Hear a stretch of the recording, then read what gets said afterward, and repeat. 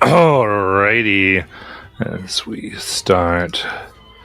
So it has been a long and eventful autumn as the season of fire has given way to many discoveries. The glory of summer letting loose to the occasional uh, doubt, and it seems many things run rampant within the society of Ragval, and our heroes becoming triumphant, undoing past mistakes and changing the face for the better here in Ragval.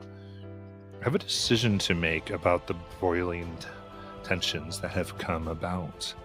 And after much investigation and revealing of a smattering of what might be going on, we have our crew meeting, I believe, still in the forest outside of a place where they've made some checks to hopefully be private. And it is here they're making their decisions to what exactly to do next. So, everybody, what would you like to do?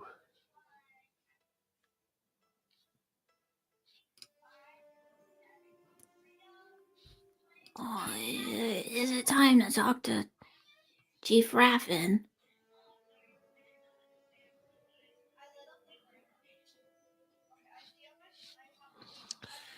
Do you think so?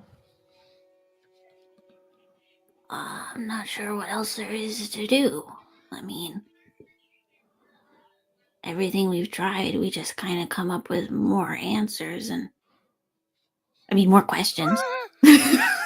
That's very different. We keep succeeding. This is crazy. I do not disagree.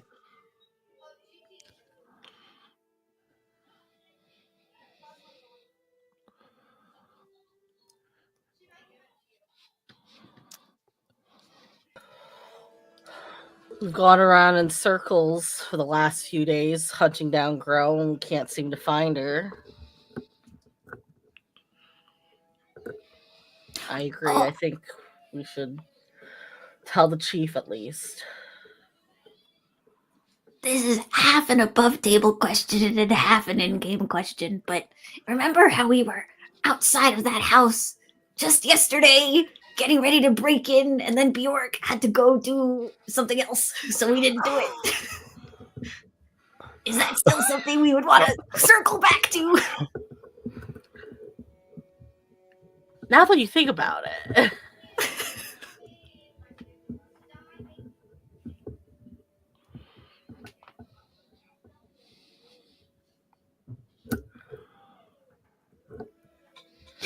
Bjorg, you might want to answer that question. I don't know. Is that still on the table? Something you want to do? I don't totally know what that was about or how it fit into things. I took a little nap while you guys made that plan. I think the plan was to go to where the family that Grow worked for, and sneak into her room and see what we could find. I think that's a great idea. And you all were supposed to provide a distraction. Right. We were.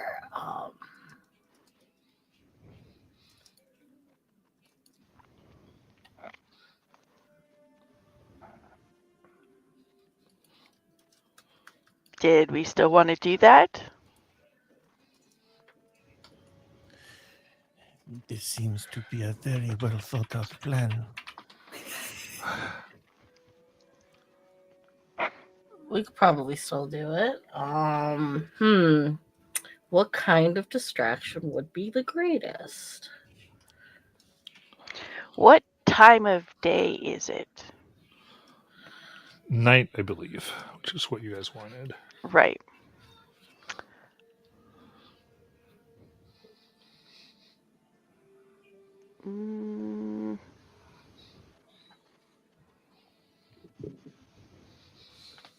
we could beat Shira up and then knock on their door asking for aid because we're the Hersers and everybody loves us. So then, they'll make us soup and whatever. But Bjorg, you could sneak upstairs.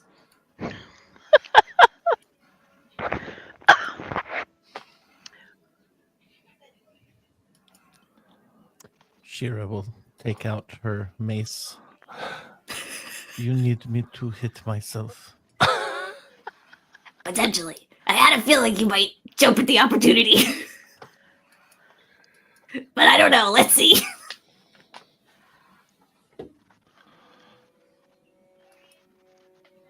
I don't know. Is there some way we could get them out of the house? Oh, that seems like a much smarter idea. Bjorg, you're so good at this. I'll take your word for it. Do we know anything about the family? What kind of property do they have? Is it like a farm? It's one of the merchants. So it's Oh. temporary housing, I think. It was like an empty house that was built. Basically, it was the house of a few people who had died during a lot of this time. And they kind of were given it by Raffen, and they've moved in and have their whole store and thing out of there.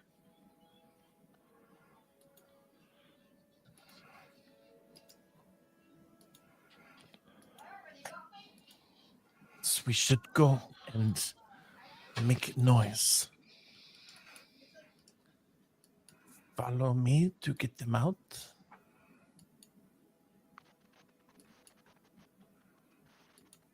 We could do that. We could also invite them to a party. A party. Yeah, like we'll have a bonfire and we'll sing songs. Sort of like thank you for spending the season with us. Like a sacrifice. I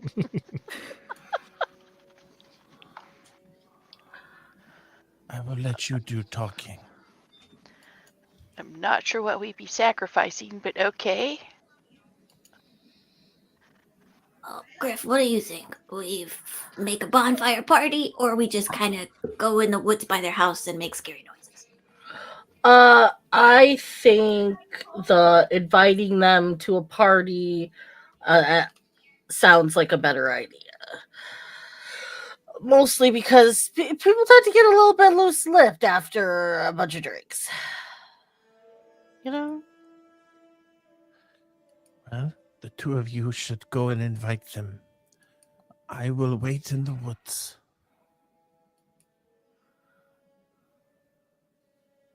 Okay.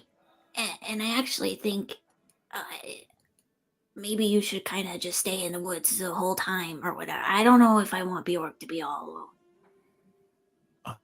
Okay. Shira will keep eyes on Bjork. Does that sound good, everybody? Sounds like a plan to me.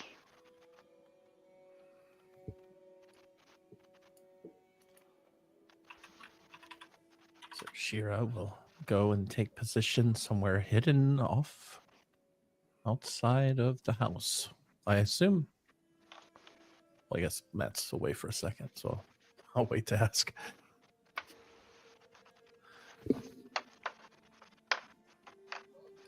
All right. Sorry about that. No problem. The house that we're going to, is it surrounded by other houses or woods, or is it isolated? Or It'd be around other Ragvalians. all right, so Shira is going to try to find a hiding spot so that she can keep an eye out, just in case things get hairy. And I'm not sure where she can hide, but it is nighttime, so she's going to try to find somewhere, maybe in between the buildings or behind a large, whatever a dumpster is in this town, and kind of set up there. In the trees. Oh yeah, the trees, that could work. Bjork is also going to hide close to the area so that once they're out of the house, she can sneak in. Okay. Cool. So the idea here, what you're trying to do is watch the house and see if they leave? No, we're hiding so that we're not seen. Griff and Asphalt are going to invite them to a party. And once they get them out of the house, then I'm going in. Gotcha. Okay. This will definitely work. And So, Shira, so you're doing this in the middle of the night? yes. Well, How middle of the night is it? Is it like early night, like dinner time? It's pretty middle of the night. Gosh. So, It's so, like so 1 tell a.m. me. So, but that's okay. You can set these days up. Like, okay, how would you like to go about this? if it's the middle of the night, then I would rather them just stand around and watch guard, and I sneak in. And since Grow hasn't been seen for a while, sneaking into her room and waking her shouldn't be an issue because she shouldn't be there. Cool. Does that work for you guys? I'm cool with any plan. I will happily take up a spot outside the house to keep guard. Yeah, we could do that. I guess I'll keep it because then we would want to make a distraction if it seems like they wake up to whatever Bjork is doing. So Wait, I have an even better idea. What? That Asphalt can be a spider on my shoulder. And then there's 2 of us in the house, and if something goes wrong, she can send some sort of signal. sure, man. What is the signal gonna be?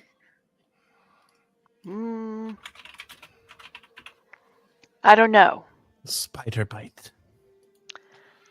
How will That that will. do you?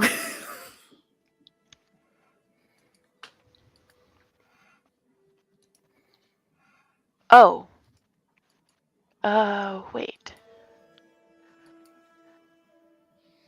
Can we flash a light or something? Like a lantern? Yeah, I'll figure it out. Okay. I do have a couple lanterns in my backpack if you need them. Probably a good idea because I won't be able to get to mine. It'll be sucked up in my little spider body.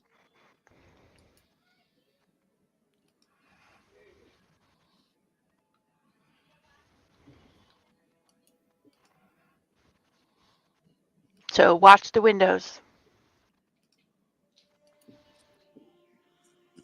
Okay.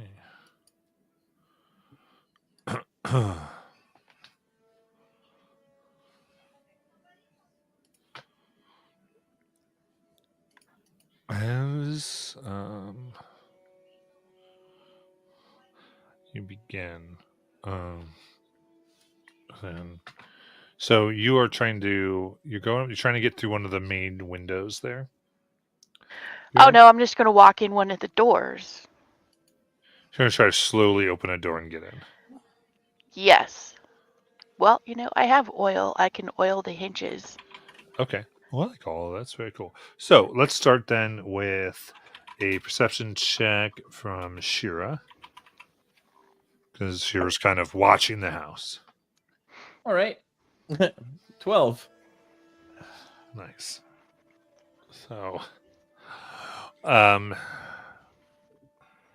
yeah, with a 12,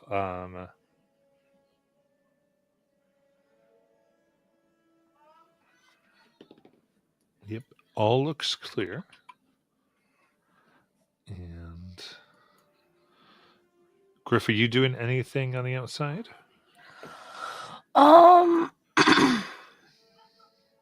I think I would be like looking out for if anybody was coming, towards us, kind of thing. Like if someone was out and about, I don't know, using the water closet. Okay. So you're just more like on other folk, not say the house. So Shira's looking at the house, you're looking at the other areas. So I'll do a perception check from you as well. So this would be a disadvantage. Because it's dark outside. Yeah. It's a 10. Okay. Again, all looks clear. So Bjorg and Asphalt, you make your way. So Bjorg, you're going to apply oil on all this, so we're going to call this a thieves' tools check. All right. So sleight of hand. But Bjork, before we go in, do you think I should go in first and just make sure everybody's in their bedrooms where they should be? Sure. Because I'm a tiny spider. Yes. Yeah. I'll hang back out here in the shadows. Till you come back. Okay. Yeah, I'll try and slip under the door and do a quick walk around. Well, quick. I'm a tiny spider. I walk around just to make sure that nobody's awake. Spiders can move pretty quickly. So,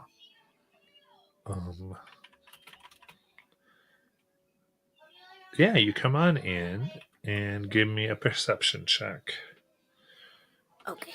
Druid, you need to still keep your mental stats. My God.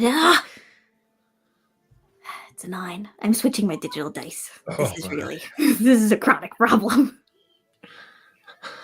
So, oh my, looking around, you can't really see anybody from what you can hear. There are some people asleep, definitely. The house is dark. There is no light. So, coast is seemingly clear. I come back out to Bjork. Okay. I hear people sleeping and the lights are off. So this is game on. Okay. Putting oil on the door. Oh, no, that actually, it's okay. That works. Using my reliable talent, I got a 21. Reliable talent. Oiling the hinges, specifically making this so that it is very quiet. You open things up. At which point, Bjorg, I will allow another perception check. All right. And just so you know, I do have dark vision. So it's still at a disadvantage. Okay.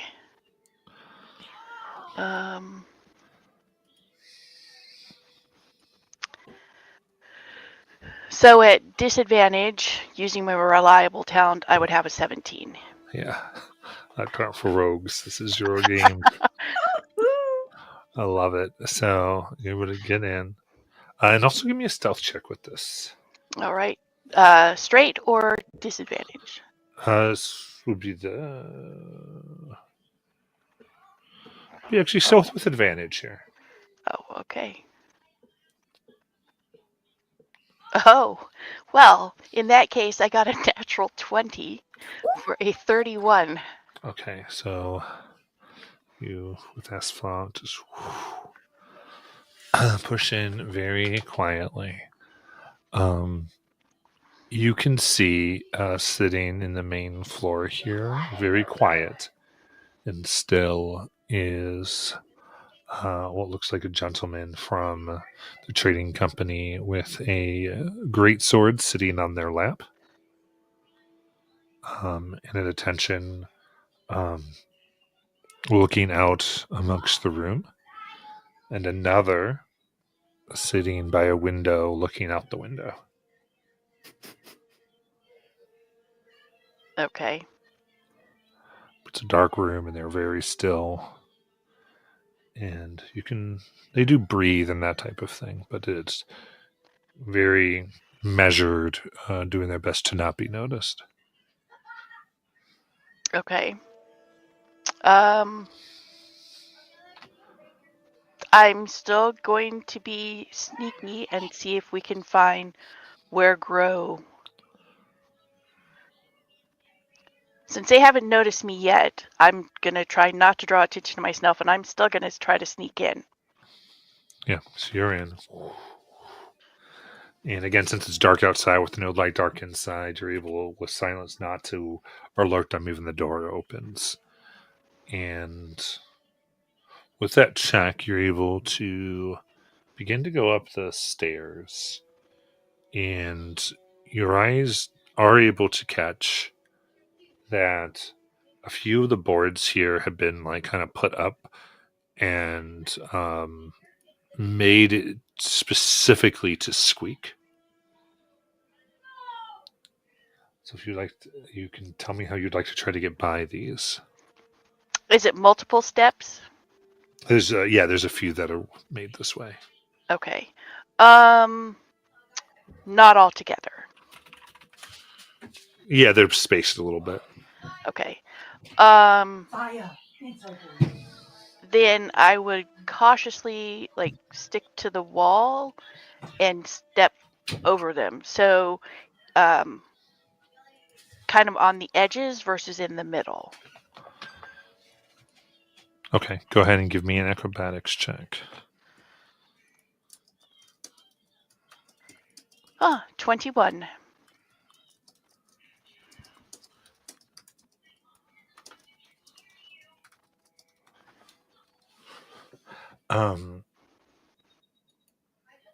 Very carefully you hop from stair to stair, acrobatically holding on while Asphalt's just holding on to your little neck.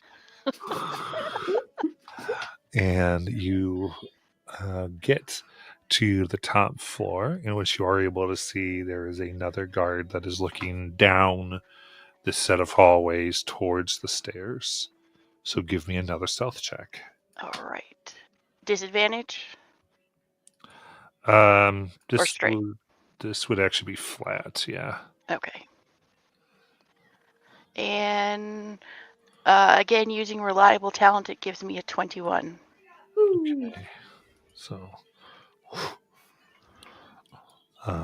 sticking to the edges of the walls and taking advantage just of them trying to see but still keeping the house dark, and that they are not actively expecting somebody. You able to traverse. Now the trickiness here is that the doors of this hallway all go towards where they're sitting, because they're sitting at the end Right. looking at the stairs. So this is fairly treacherous, though you are unseen right now. Okay. I'm going to send Asphalt out to see if she can figure out which one is Gro's room. So I'm whisper to her, see if you can find her room. Got it, Captain. And I'm going to hang in the shadows. Okay. So Asphalt, what is the process by which you want to find Gro?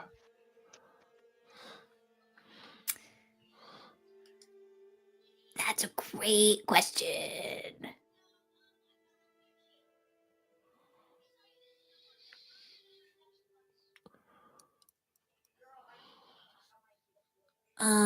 I think Asphalt's thought is that if there is an empty bedroom here, it is likely to be considered potentially Gro's room. And I think she'd like to crawl into the lock and see if it's locked. So she's going to check to see which bedrooms are empty without people sleeping in them, and then to see which doors might be locked. And when she can narrow down these rooms, she'll come up with something else.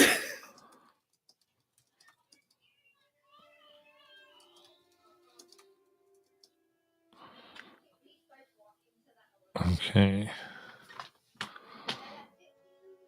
So go ahead and give me an investigation check. Okay. Okay. 18. Okay, that's the same for both of us. So let's see. New dice, new dice. Come on, baby. Okay, 18. Okay. So just getting enough to determine is someone near, is someone here. You do find one of the rooms, incidentally closest to where the guard is. Spider legs go in, and there is a bed here, or a frame here, and it was pushed up like so it's vertical, and there are boxes and a bunch of other things here. Looks like it's been used for storage now. But from what you can tell, this did seem, or did have to have a bed in here at some point. Well, the other three are occupied. There's 4 doors here. Occupied like people sleeping in the beds. Correct. Okay.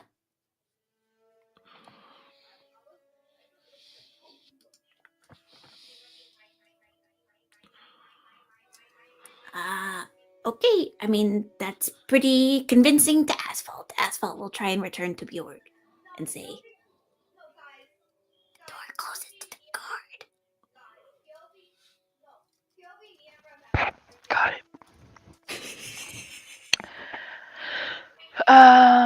Okay.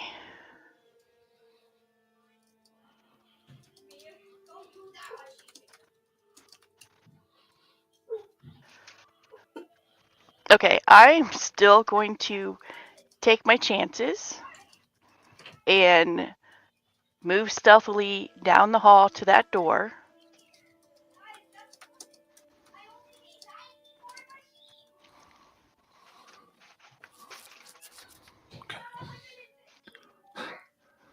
Okay, so you're trying to get to the door where it's Grow? Where Asphalt thinks Grow was. Okay.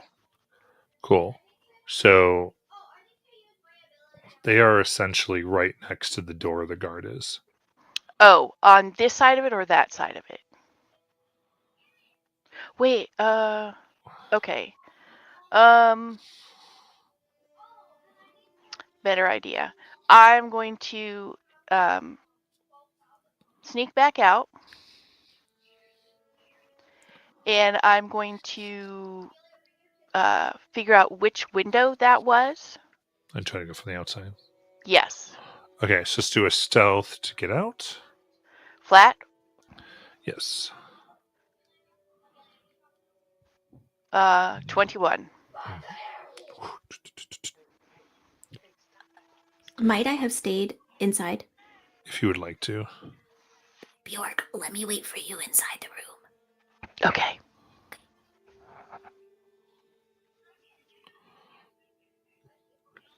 So I'd like to, yeah. So as Bjork comes out to the outside, I'll check in with my outsiders. Anything in particular y'all want to be doing?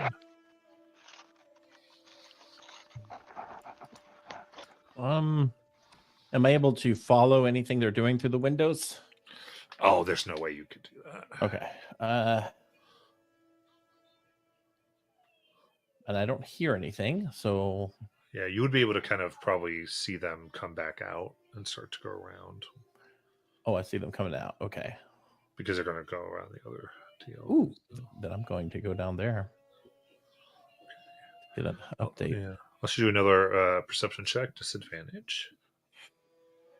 Disadvantage. Here we go.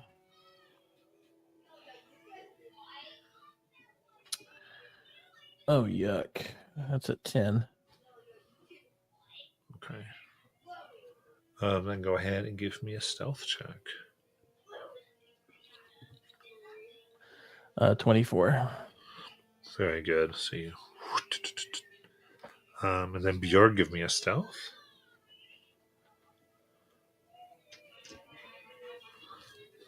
I'm using reliable talent 21. Got it. I might as well use it. Yeah. Part of me doesn't want to make a road. The other part of me is so like, but it's so satisfying to be like, hey, this is what I get. To actually get to say reliable talent is funny. And then anything, Griff? I would like to use to try to cast where did it go? Detect magic to see if there's any kind of like magical like things that they had set up outside, since we're outside.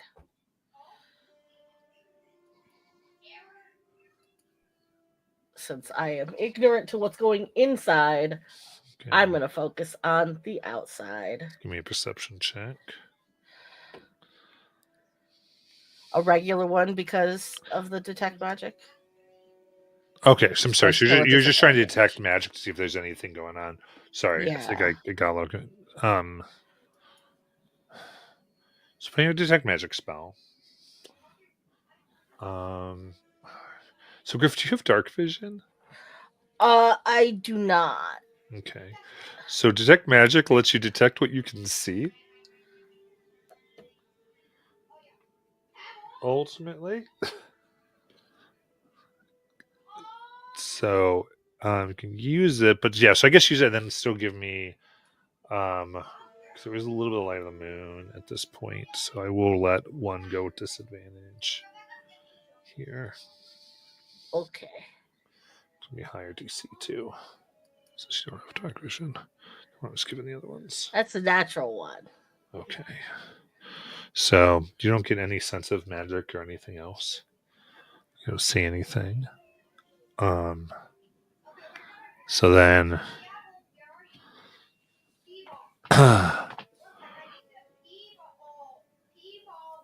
Bjorg and Shira, you do end up meeting each other here on the one side of the house.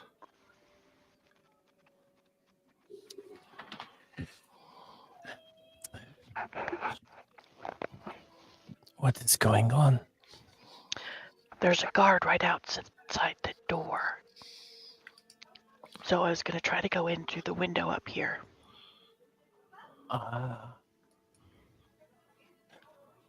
Yes. Are you any good at climbing? Oh, yes. Shira is naturally talented. She shows her claws. Think you can get in that window? Yes. Careful, Bjorg, or Asphalt's in there. Okay. I will. I have a climbing speed of 55. So I will Oh, nice. climb up. Perfect. So I will just need a stealth. All right. I am not even chancing digital right now. Let's see what happens. Oh, good. 21. Okay. 21, you can get up, open the window slightly, and land in. And Asphalt, you can see them come in here.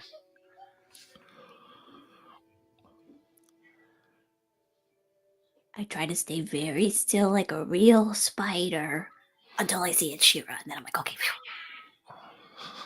I see a spider and swat it. No.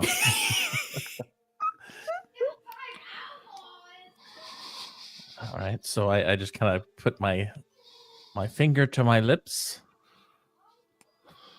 and take a look around here with Asphalt. Okay, and then Björk, you're staying down?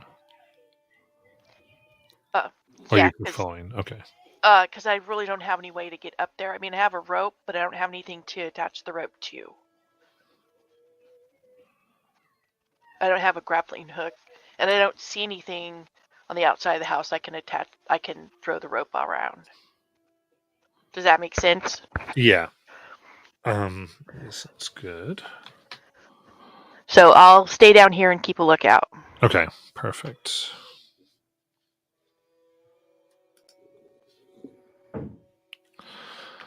All right. And so, Shira, you said you were looking around. Yeah. Perfect. Then give me a perception check with disadvantage. Disadvantage. If Asphalt is helping, I'll let you both kind of look together and we can make that flat. Okay. I'll go with my first roll then. I rolled a 17 plus 8. That is a 25. Okay. So, all right, looking around, and then getting this place with storage, where most everything has been put. The room. I think even as you look at some of the bedding that has been put up, get a sense that the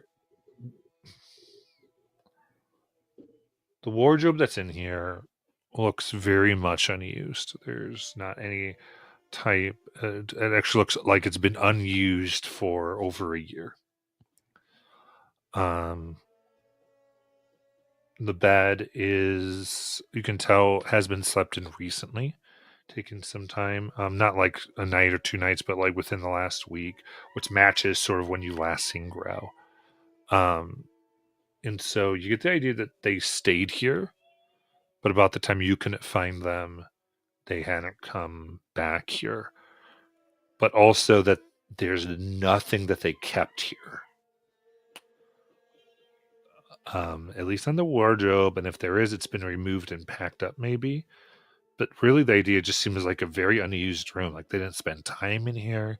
There's not like the signs of floor wear of someone like moving chairs around or anything like that. Just really felt like it was just used for sleep and not even for storage of valuables. Mhm.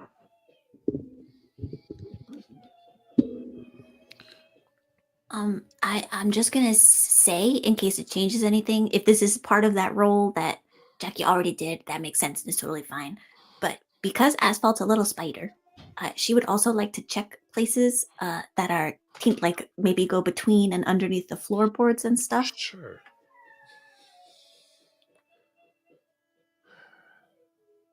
I would say, and this is part of the investigation that was done before too, you look and there's no like hidden floorboard or little hiding spots. And the more you look, the more it reeks of someone who came here with a very specific reason. Like you know they've been up to shady things. You've just figured this out. And that you're not finding anything. Which means they assumed someone would look in their room at some time. Which gives you like a lot of feelings of forethought and malice. Like this wasn't something they came into here. This was before they came here. If that makes sense. Yeah.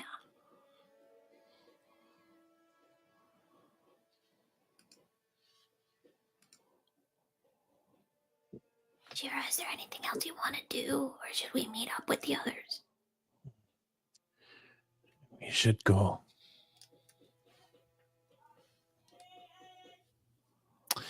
Though before leaving, I will look into that wardrobe to see if there is anything specifically looks like it was for the person. In other words, not like common items, just like of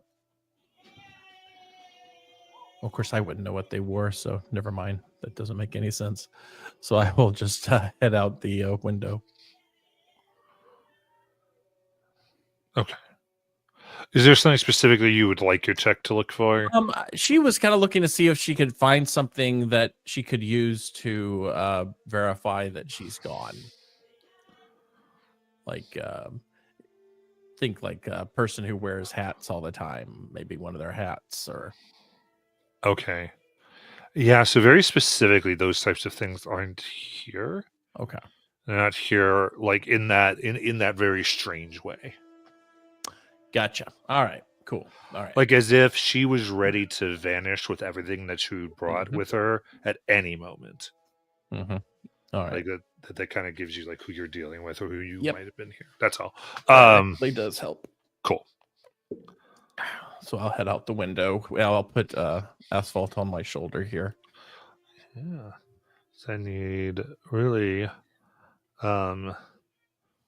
we'll make this a group stealth check between Bjorg and Shira to kind of get away from the house, assuming that's what Bjorg's doing. Yeah, if I see them coming out, I'll move stealthily away. All right. Using my reliable talent, 21. Oh, can I use a retirable talent? No. I roll a 15. Okay. Interesting. So I had you both. Okay.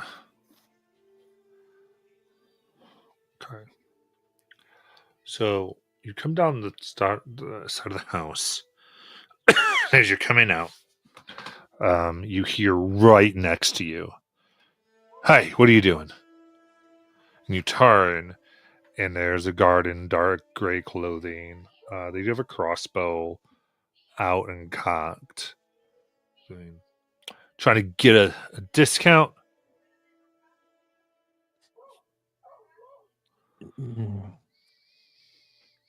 Shira does like to find sellers of milk at late hours. It helps sleep. Give me a deception check. 12? Okay, kind of look at you.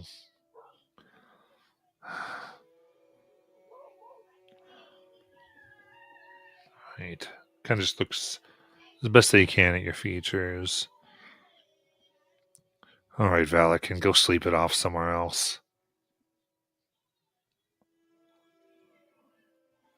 I just walk away. Yeah. Then anything before we'd kind of end the scene?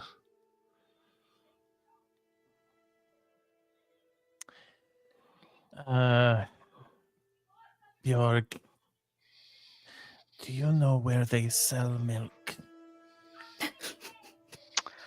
I could probably find you some. Do you need some right now? Shira does not lie. Okay. Let's go find you some milk then, Okay. and then we can regroup and discuss where to go from here. So she will try to buy some milk before going. I love it. I think as you come around the corner too, Griff is just kind of just like sitting by a rock in the darkness. It's just like, man, it's really dark tonight. I just can't see anything. Come on, Griff. I grab Griff by the arm. We're gonna Oh, go find some milk for Shira. Sheep. Bjorn, don't think about me like that. Sorry. Didn't mean to startle you. It's so dark.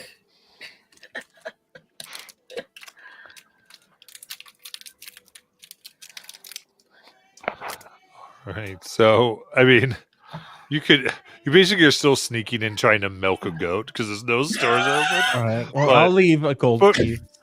Fair enough. You kind of, I don't think you even see, like, you might make enough noise. Someone like looks out and like kind of sees the money. They're like, okay, fine. So I leave my gold Cat piece. people. I will take the cup of milk and head on with everyone else. Yes.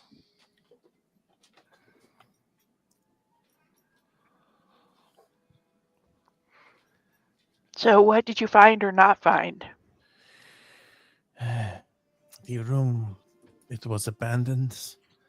It looked as if they were planning to leave or were ready to leave when they left. So they may be hiding somewhere else on this island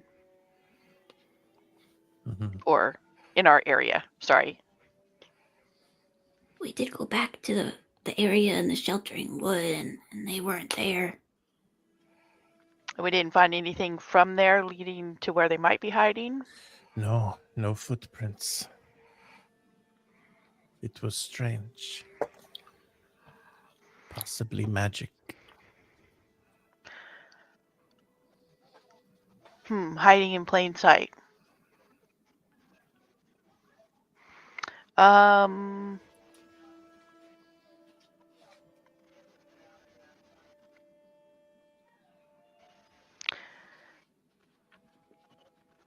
Trying to think where I might go if I were trying to. Do we know of any caves or Perhaps the ships. Well, that was a thought too. Is she hiding back on the merchant ship? This would be likely. It would be hard to reach them. If they know we are coming, they will hide with lots of guards. They don't already have a lot of guards. Well, there were at least 3 in the house. Yes.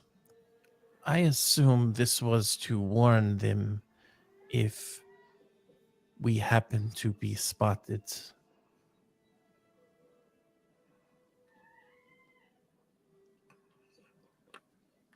And we were spotted. Well, yes and no. They may not know that Grow is under investigation. And even if they do, they may not be helping her. So they may not tip her off to anything. Well, I have no leads for where Grow might go. We have tried many places. Perhaps it is time to talk to the chief. Yeah, it probably is. Griff, what do you think? I think we should talk to the chief. Asphalt? I agree, although it feels like a very late hour. I wonder if we should maybe take this opportunity of perhaps those guards haven't had a chance to tip her off if they were going to. We could check the merchant ship before sunup, and then after the sun rises, go talk to the chief. Sure. Everybody want to see what we can find on the ship?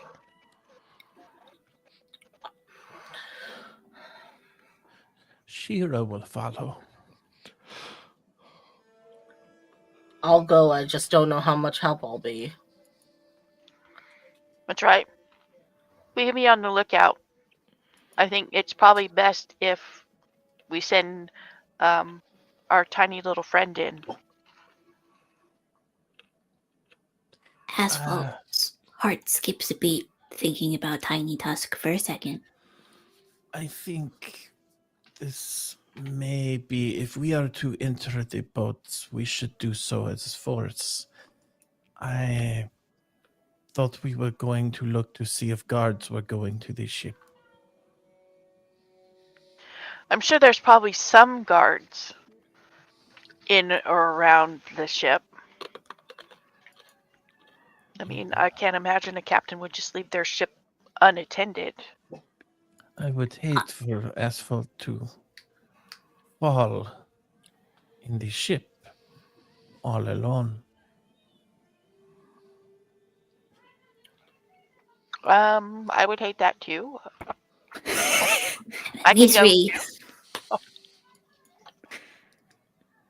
Also, Shira, just to say, I mean, when I was in there with Bjork, I looked in there with my clumps of spider eyes, and I didn't see any guards. And then we walk in, and there's like 7 guards in there, man. It was crazy. Guys, I just realized something. This is above table. I have a spell that can help us locate a person. What? All What right. might it be called? Yes, of course. Tell us about this magic of yours. Yeah. It's called locate creature, and it specifically is worded to say that, it's specifically worded a specific kind, such as a human or a unicorn. If you have seen such a creature up close, within 30 feet at least once. So that's a kind, though. So you could go locate human, but then you'd get all the humans. Yeah, but specifically, couldn't I specify a being of what I believe Grow to be, and like touched by magic in the specific way that she is, because it's like specific. You might be really pushing the spell here. Let me look.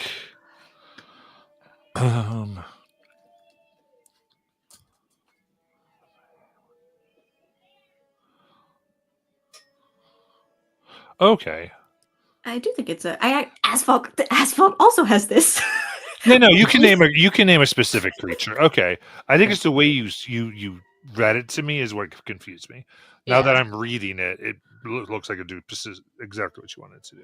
Because I observed Grow within 30 feet. I know exactly like how she's like what kind of magic she's touched by. Yeah. I think the only caveat would be like if she's in a different form. Correct. I wouldn't be able to locate her. And it only goes 30 feet? No, like 1,000 feet. Oh. Then yes, we should try this close to the ships.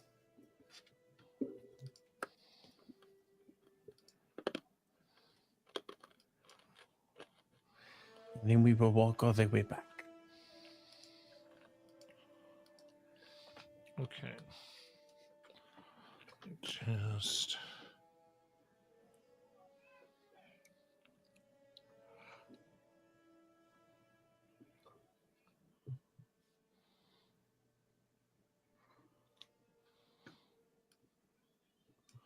so you're going to there having that up, and it's like an hour, right? It says up to an hour.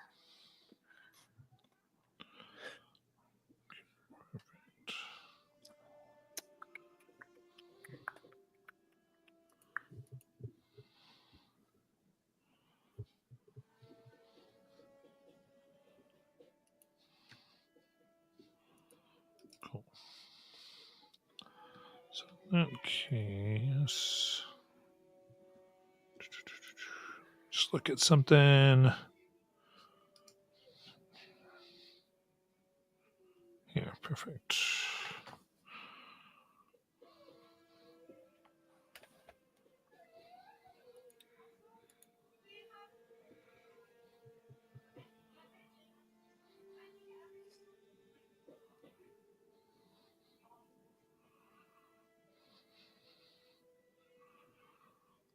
Okay. So you go through and you're using it to check the ship. Correct? Yeah, to see if we could find Grow. Okay. All right. So approaching the shipyards here. You do see that close to the merchant ship, there are lanterns lit on board, and several that kind of go towards it upon the dock. You do notice, at least from your first glance, you don't see any one within the light.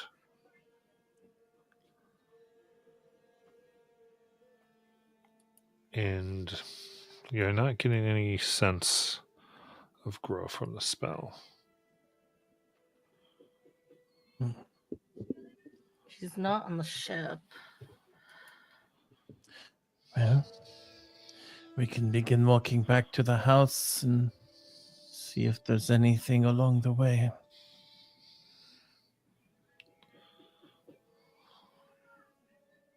If we want to do this again tomorrow, we could fan out, and I could help.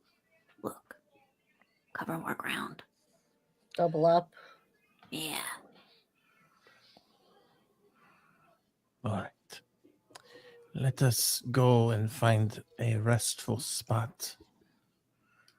And in the morning, speak to the chief.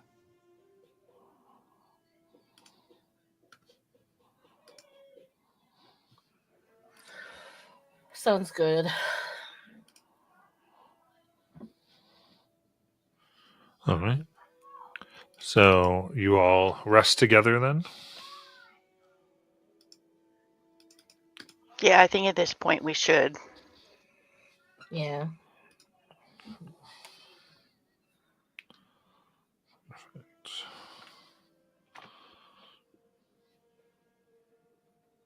They shouldn't be apart. Cool. It seems like you want to check with the spell. I will give you that you do get a ping of grow near the house. Oh,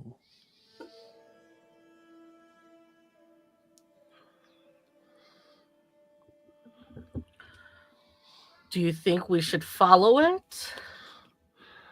From what you can tell, it seems like it comes from the direction of the house, like they're in there. Oh. interesting. Like she was in the house, but The whole time. But that's It as is- exact as you can get with the spell. You know, we did not see their footprints, right? They clearly have magical capabilities. she's also a really good liar. I do not like liars. So at this point, Kagana will let you know Oh, that the magic that he was given to steal a shadow, if they have a stolen shadow, all prints they leave behind would look like whose ever shadow they're in possession of. interesting. It's right in the spell text. And I'm going to give that to you because we sort of give it to the party, just wasn't divined. And so I feel I have to tell you, I'm trying to be fair. So what you're saying is she stole somebody's shadow and she's masquerading as them. And it's also possible, because he would understand how the spell works, to then give that shadow back. So you can kind of steal, be undetectable as far as it looks like somebody else, and then put the shadow back. So it's a very kind of crazy spell. They might have been the guard that we saw earlier.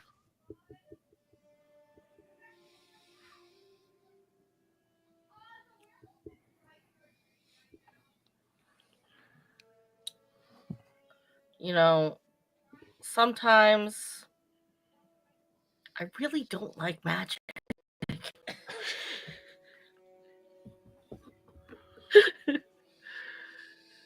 Well, we have options. We can either enter the house with no way of seeing the person just yet, or we can go to sleep and go to the chief and let them have an update of what is going on.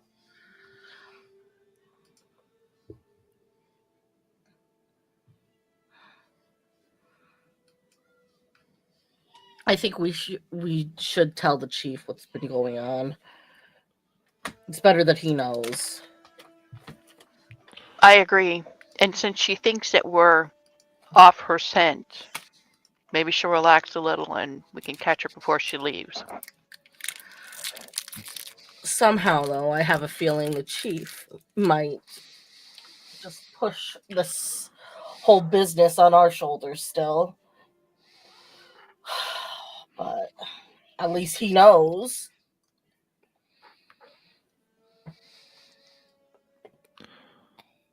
Do we have a way to make sure that if we're talking to the chief, we're really talking to the chief? Do you know something the chief knows that only the chief knows?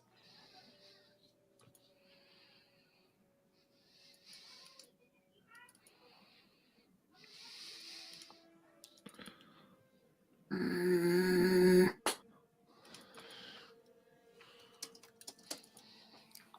I don't know.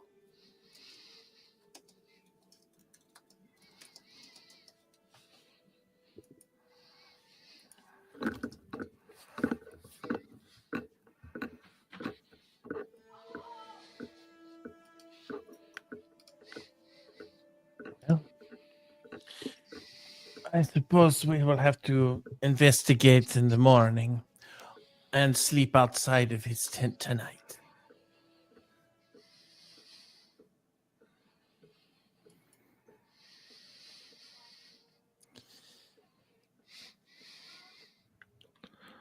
Okay. You can definitely go down for your long rest. Any character moments during this time?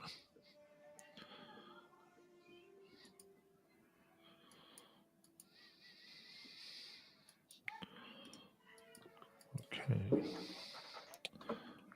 So in that case, after this investigation, um,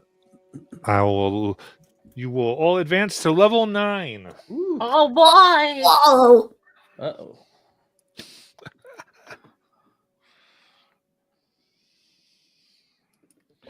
Incidentally, that is max level for Autumn. Oh, wow.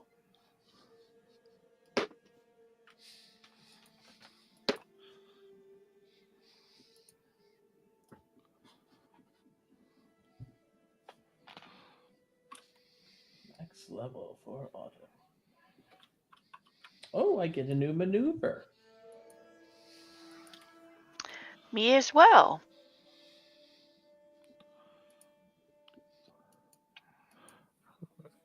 Then why don't we just, I guess, probably just go to break, right? And then we'll come back for the morning. Oh, Sure. That's good. Since I love it, Joe. Okay, see you shortly. All right.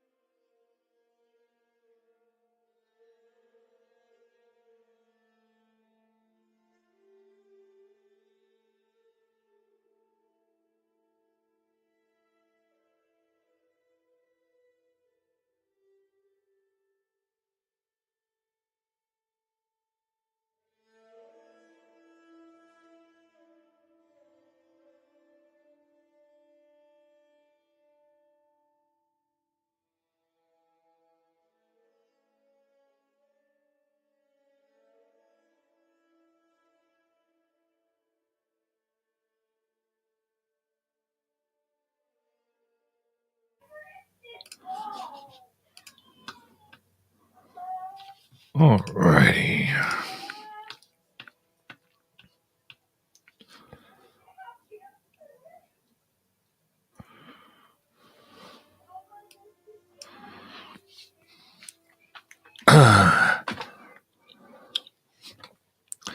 So dawn comes. Suddenly people have 5th level spells. Ah!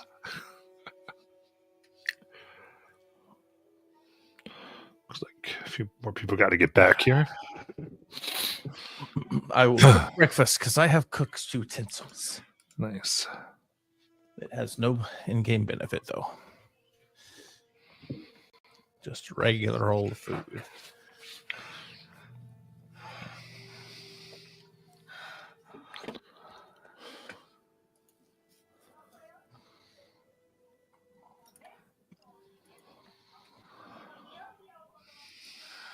I'm back. Yes. Well,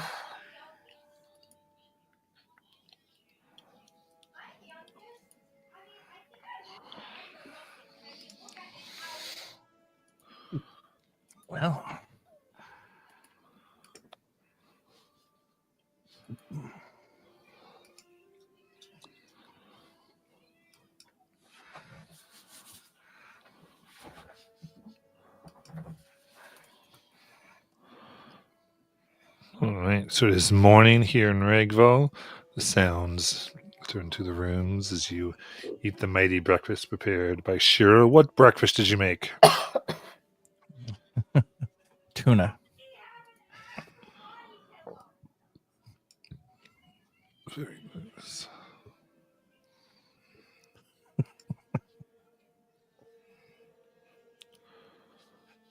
That was the most cat-like breakfast I can make. Did you cook it? Salmon? Yeah, there you go. It's a Warm baby. milk.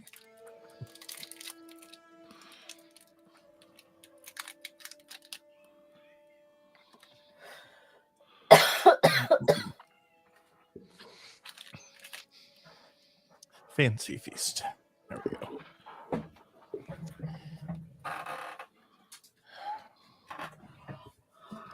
So after that, I will start getting everything prepared.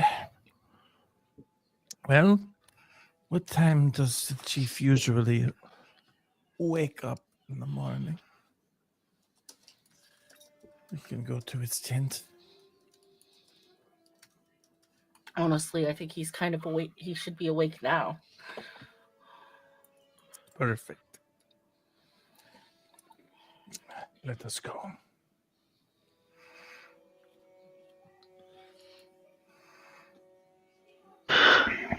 Everyone ready? Yeah. All right.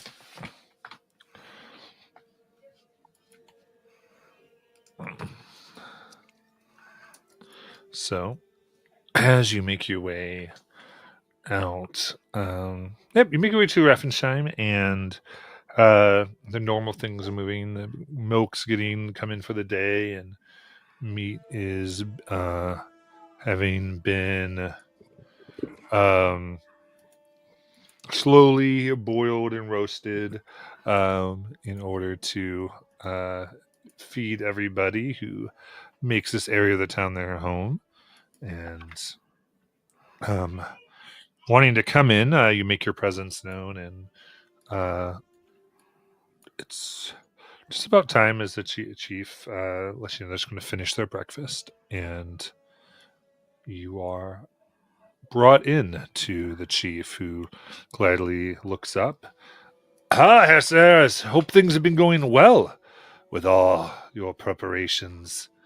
I have seen what you have done, making our village more protected for the winter, as well as some of the training for the new recruits. You should be congratulated.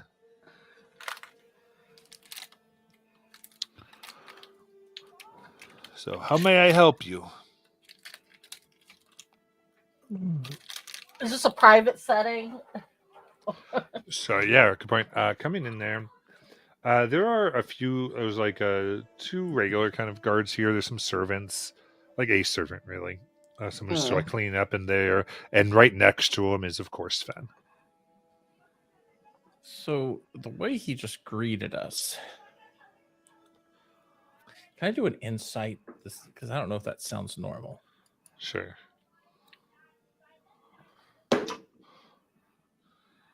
All right, that's 16. 16. Going. Seems like you think he might be maybe a little sick, but nothing that it doesn't feel like he's not himself.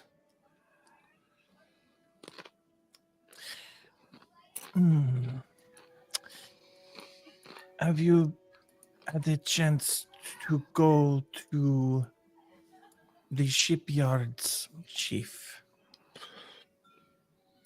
I have been able to. And he kind of looks at you weird because does not know what you mean. He goes, I have seen them.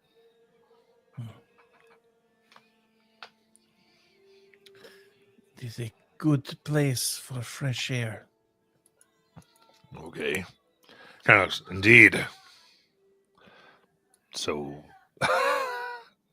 someone's really like, doesn't know why these things are being talked about? Looking kind of confused. Yeah, Shira's pretty awkward anyway.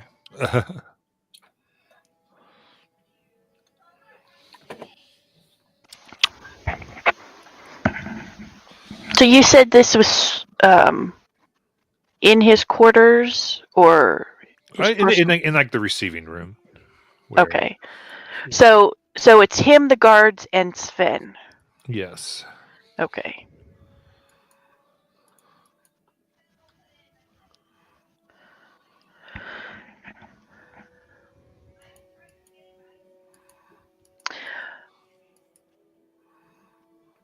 Chief, is it okay if we talk privately?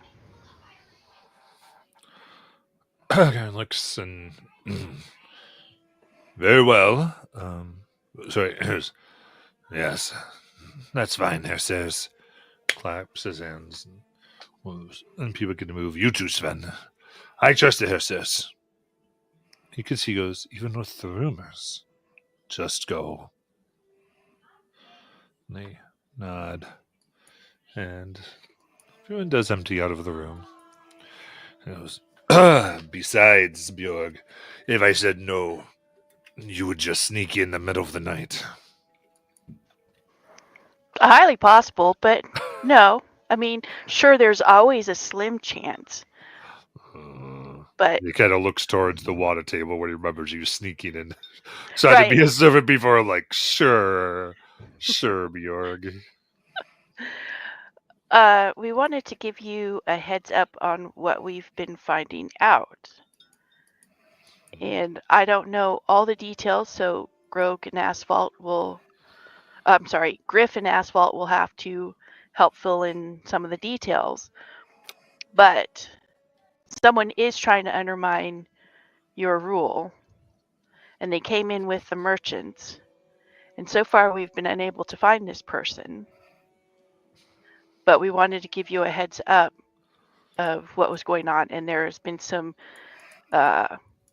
use of maybe kind of forbidden magic to do some of this.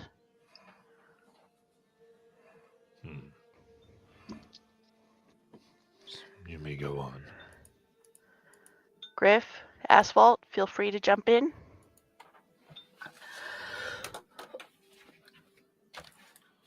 We've been doing some investigations, and we found that the clan has been infiltrated by I'm trying to find where I wrote it down.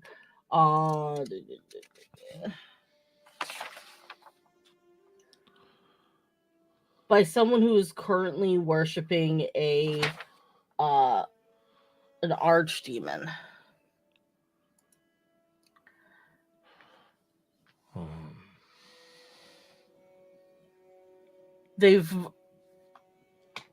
We know of at least one person they've marked with some kind of blood bond. I don't know how many others they could have done so. You see, and who are these individuals? We know one of them is at least Ranulf. The head of our security is compromised.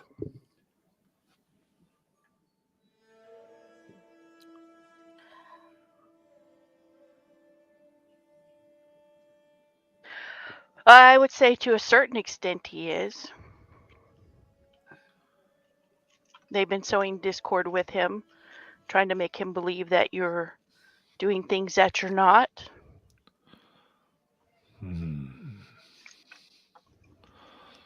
So is this simply in his mind, or is there more that puts him in danger? This blood bond you speak of. From what I've gathered, the blood bond could be used to theoretically make him explode. Is there a way to end its influence while not harming Renault?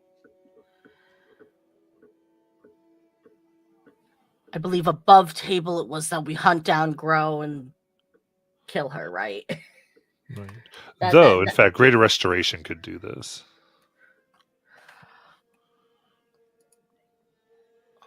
Or remove curse for that matter. I could attempt a high level of restoration magic. That might do it. Getting rid of the person who inflicted the curse. Similarly could.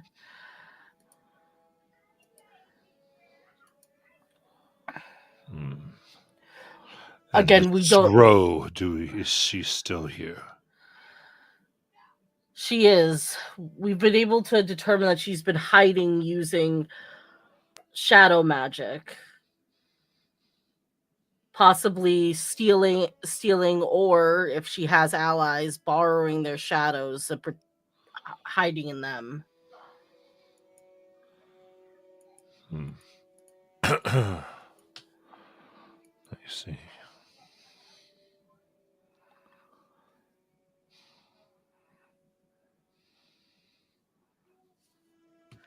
Ranulf may not be the only one affected.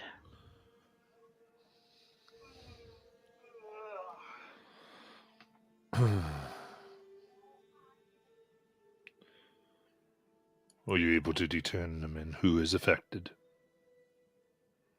I think there's a possibility that Grindel might be affected as well. Well, Herr says that would give you full authority to use your magic in any way that would help the people of Regval. You obviously have had that before. So if this is something to cure them of, cure them. Now, this plot, these lies you speak of, that is another matter. Grindal, he will never be fully loyal. He is a necessity to have trade here. And still, even if what you say came from these traders, it's hard to determine how much in on the plot they truly were. Or if, well, we would need hard evidence before we would cut off our arm of trade. And they are due in a few weeks to leave anyway. They will not stay for winter. may be best to let this pass.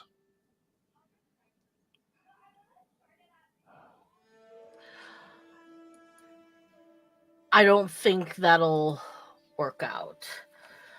Because, well, with all the rumors that have been going on, even though we've been trying to squash them out or show that where our allegiances lie,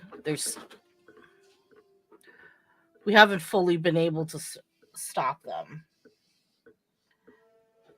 I see. What do you suggest?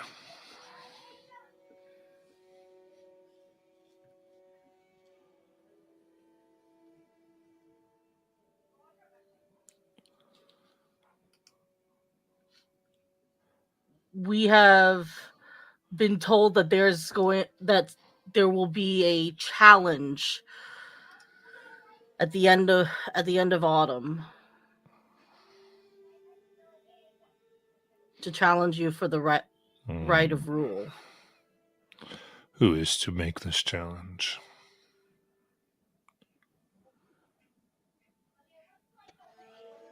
Ranulph. But again, he's under the influence. Well, tell me here, sirs. Do you think we should try to calm Renault so he does not feel that he needs to do these things? For a challenge, he's likely to be killed by my hand. I would not want to see this. I would not want to see this either. He has asked us for proof, but I'm not sure what kind of proof that we can give him that you're not doing what rumors that were started are saying. What am I accused of? Hoarding things, keeping best stuff for yourself.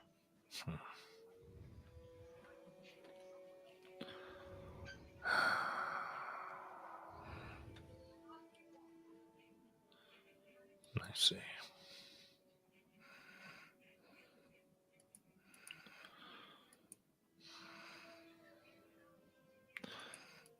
Then, here, sirs. I will say this. I have hidden from Ragval the secret of my armor. I came upon it before we founded this place, but I have not shared its existence. It is blessed by the last power of one of the dying gods, giving a special protection in the raids and in warfare. A quick second chance against death. I have kept this to myself. And I may have been wrong to do so. I am willing to reveal this to the people if you think it will help. And give all of you free rein to search Ravensheim. If you find anything else I have hoarded, which you will not, we can make an announcement and see if this calms or no. And if it doesn't, and he chooses to make a challenge at Autumn's End, then we have done what we can.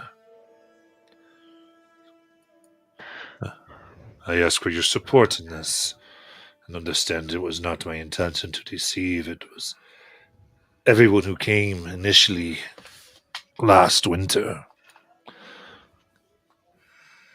I had no idea who they were. We wanted to make this, but they could have been anyone. People sent to kill me, because I betrayed Thrune, or that they hated the idea of a civilization not making use of thralls, maybe proving it could be done. So I did keep this close to my chest. What say you?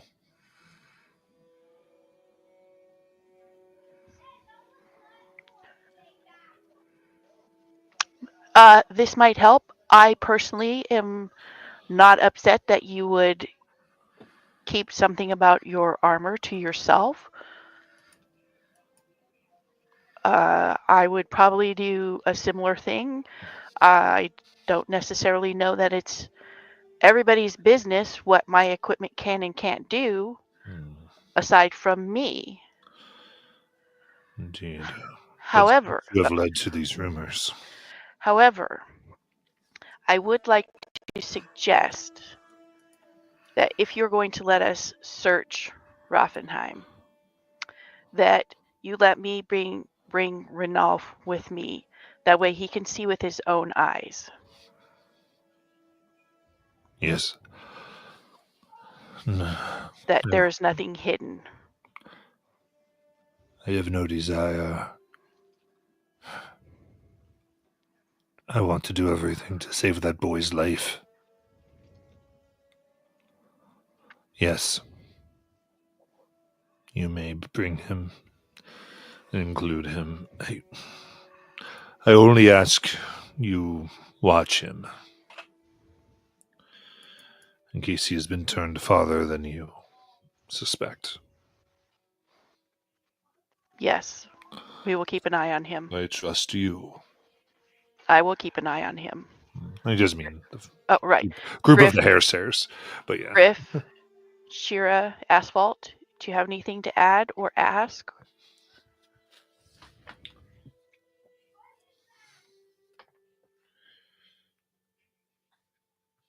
No, I'm on board. Sounds good. Shira is good either way.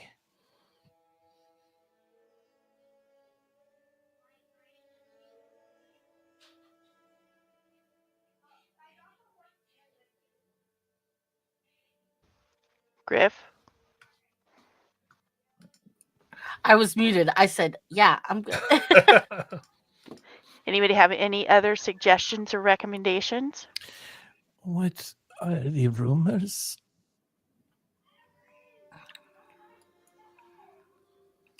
Yes, there are rumors going around that the chief is hoarding. The Svin said he was not sure to leave us alone because of the rumors.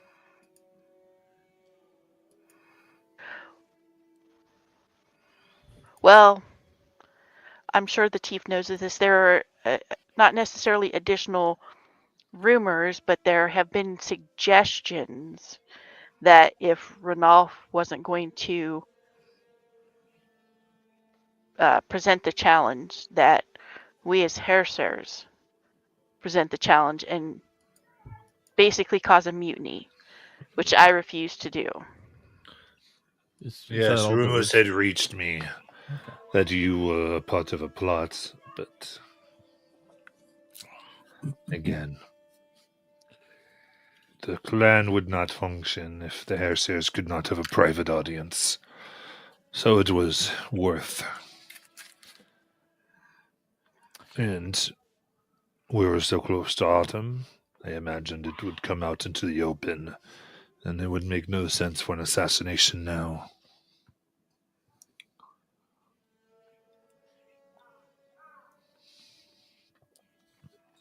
And I would have done everything in my power to thwart that assassination.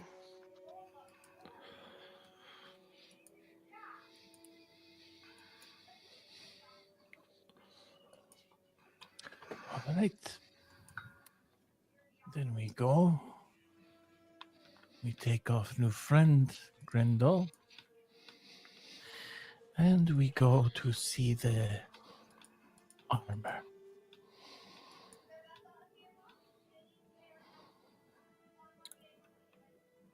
I missed that last part. Yeah, friend Grindel. I'm not sure what we're doing with Grindel, but Oh, I thought that was.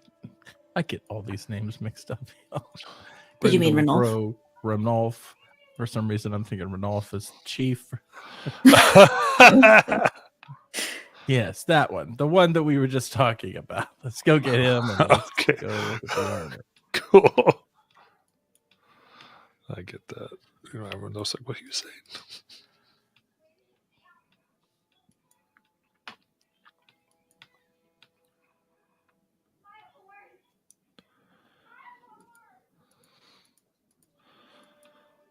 Alrighty.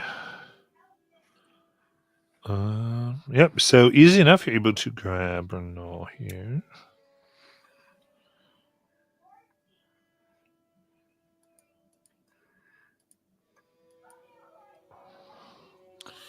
Renault, Oh, we need your yes. So yeah, you form of this. He will gladly come. Okay. And also, the chief will show you that in his armor there's a golden feather. And he reveals to Arnulf and all of you and suggests it still be kept somewhat secret as he goes, "This is Mithra's pinion. It's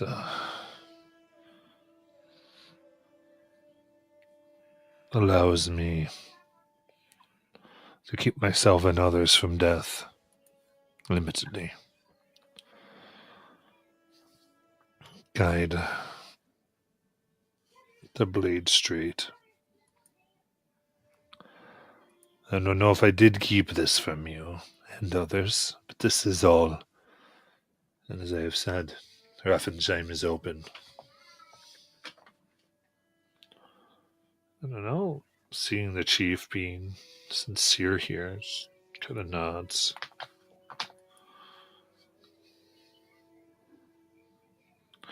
Anything in particular you'll want to do?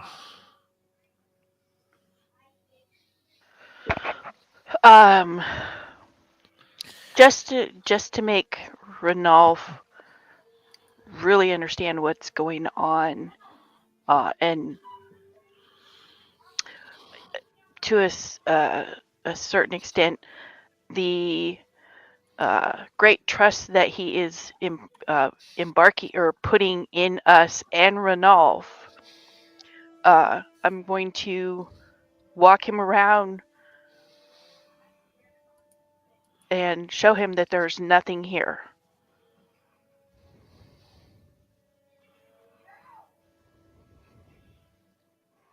And anybody is welcome to follow if they want. I know the weapons they were building are not ready, correct? Those are still weeks away. Oh, for what you all were making? Yeah, they wouldn't be ready for you at this moment. All right. Asphalt wants to, as Ranulph is here, walking around, looking around, just kind of see, maybe like get a vibe of the Arcana or something, just to know if there's any notable blood bond reaction going on. Like, does it seem like he's about to explode, or like any of that stuff? Gotcha. Yeah, give me an Arcana check. 21. Okay. Good. Or no, carefully. Well, the evidence so that you don't get any sense that it's being activated or particularly different right now. Okay. Would I be able to get a sense of if Grow was somehow eavesdropping, or is that kind of too much? I would say what you guys are, you don't see any physical signs on them that are letting you know this is being activated in any way. Cool. We should prepare for. Oh, you. Sorry, Jackie. Oh, you're good. You did say that I could attempt trying to use remove curse to remove it. Yeah. I would like to do that. Okay. So coming to him, looking at this, you do see that it has been some time before it has been renewed. So it's weak enough to where you. What does it look like for this curse to be lifted? I like to think that what Griff takes like some ashes like from the fire, and he draws some like symbols like over his hands, and then like Griff kind of like puts his hands over them, and they ignite in like that the same kind of like spectral fire, and then it's almost like it's burning it away. Mm-hmm. Yeah, and he kind of breathes, and for a moment, his eyes become bloodshot, and then he starts coughing, and this starts coughing off bits of blood. But as you see, the influence seems to be totally gone. As Raffin nods and smiles. Good. And throughout the whole thing, kind of goes, "Do you see Renault?" And Renault goes, "Yeah, I'm sorry, Chief. You suspected wrongdoing, and you are a good man to know when faced with evidence to change your mind. This is good of you to bring here, sirs."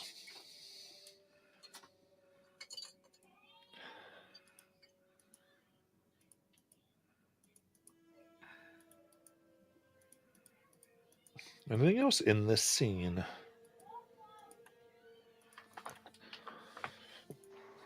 Ranulph, how are you feeling?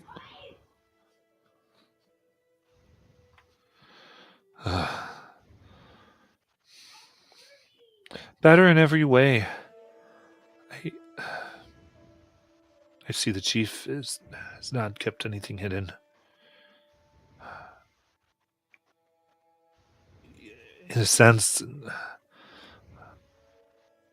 and why these things took root, it's true and it was not. We had secrets, but now we are one clan. I will not be challenging. I look forward to your leadership, Raffin.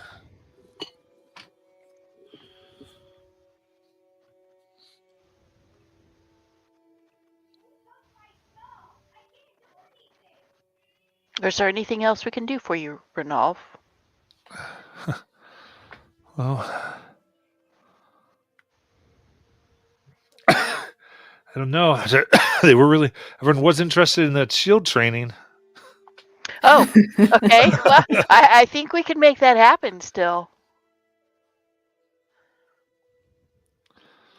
All right.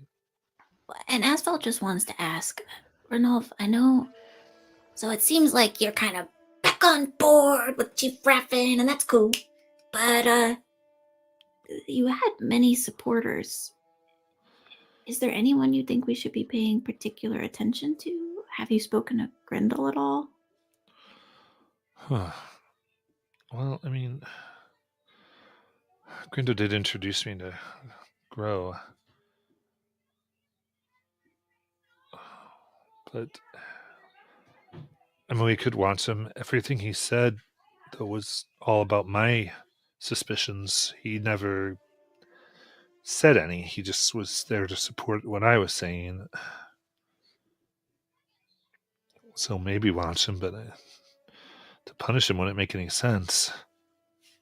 Well, right. No, not to punish. I mean, just to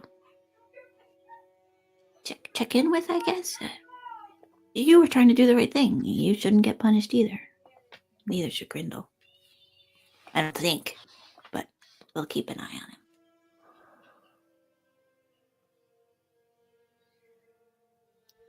Okay, that's it for me. All right.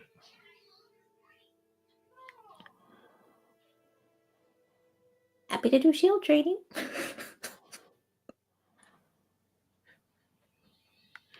Very cool. All right. Anything else in this?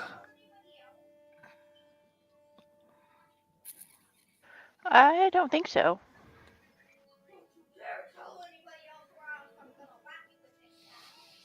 All right. In that case, moving on, then you basically have 3 weeks to do things.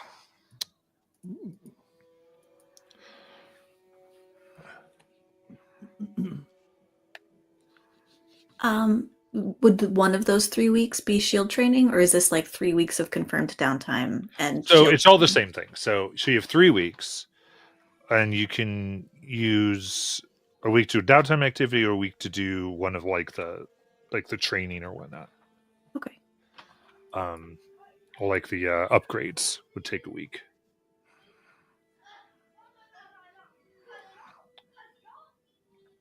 Though I think from this we'll just add a bonus downtime week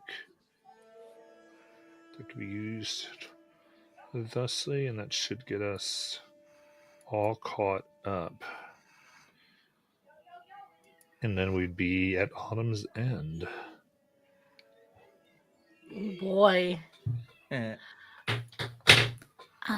definitely think we should use one of those weeks for the shield training, but then I think we can do 3 weeks of upgrades. Yeah, I think that works for me. I'm good for that. Cool. I would like to do some more upgrades.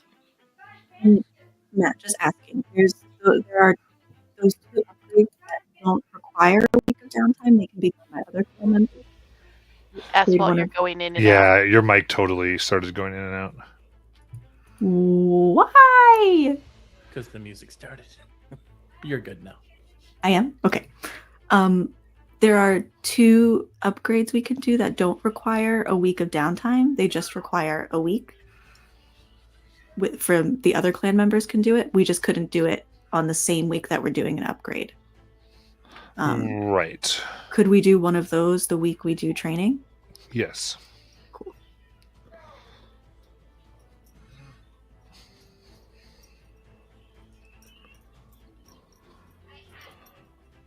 Yep. So you've got village fortifications, you've got Raffenheim's fortifications, and you've got training drills, and then just general resources.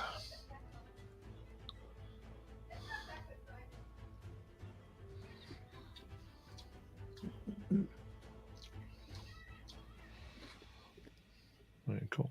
All right. I do feel like we should prepare ourselves for nasty attack. Okay. So we'll go one by one. So we're making the decision. So we're you're gonna do one of the upgrades, and you're going to train the people with the shield, right? Yeah. Cool. That way we just don't get lost. Very cool. So in that case, This is the one in the handouts. yeah, you should have all that in the handouts. So it's that.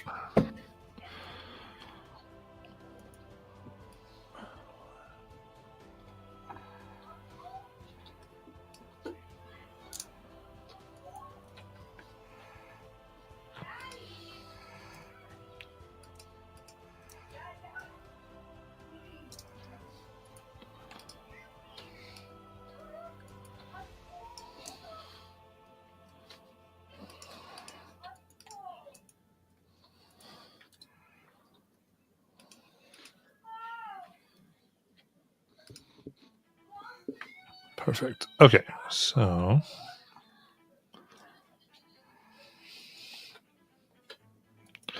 shield wall training.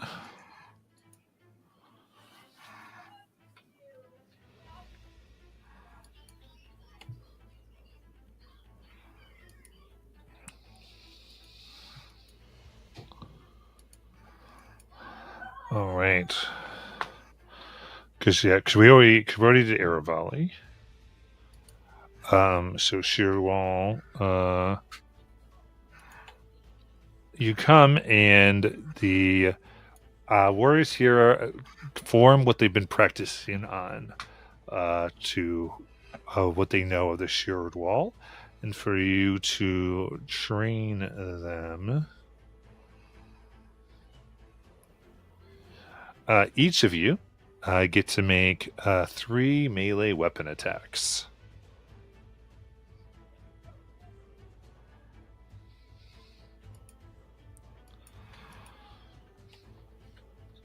You can describe how you do this to help them train.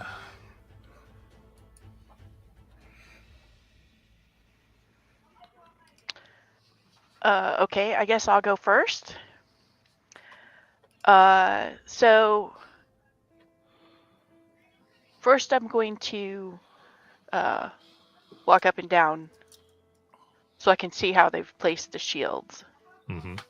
And I'm going to look for like a potential weak spot, like maybe where they don't have the shields overlapping, like maybe they should, and pierce my sword through. Got it. Make an attack. That's an 18. Okay, that hits. And I mean, clearly I'm not trying to harm anyone. yeah, pushing through. They're like, "Whoa!" And they try to, as you go through, you just nick them as, like, they try to go. Okay, let's try to do it this way. Do it like this. Can I make recommendations to him? Yeah. Okay, so I'd recommend like overlapping them so that they're like flush. That's harder to get something through if something is laid over, and they don't have to do it very far, like maybe a half an inch or an inch at most to overlap them. That makes it harder for someone to get through. All right.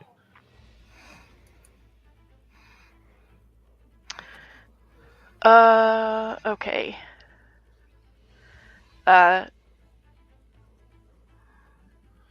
So you can make another attack. Yeah.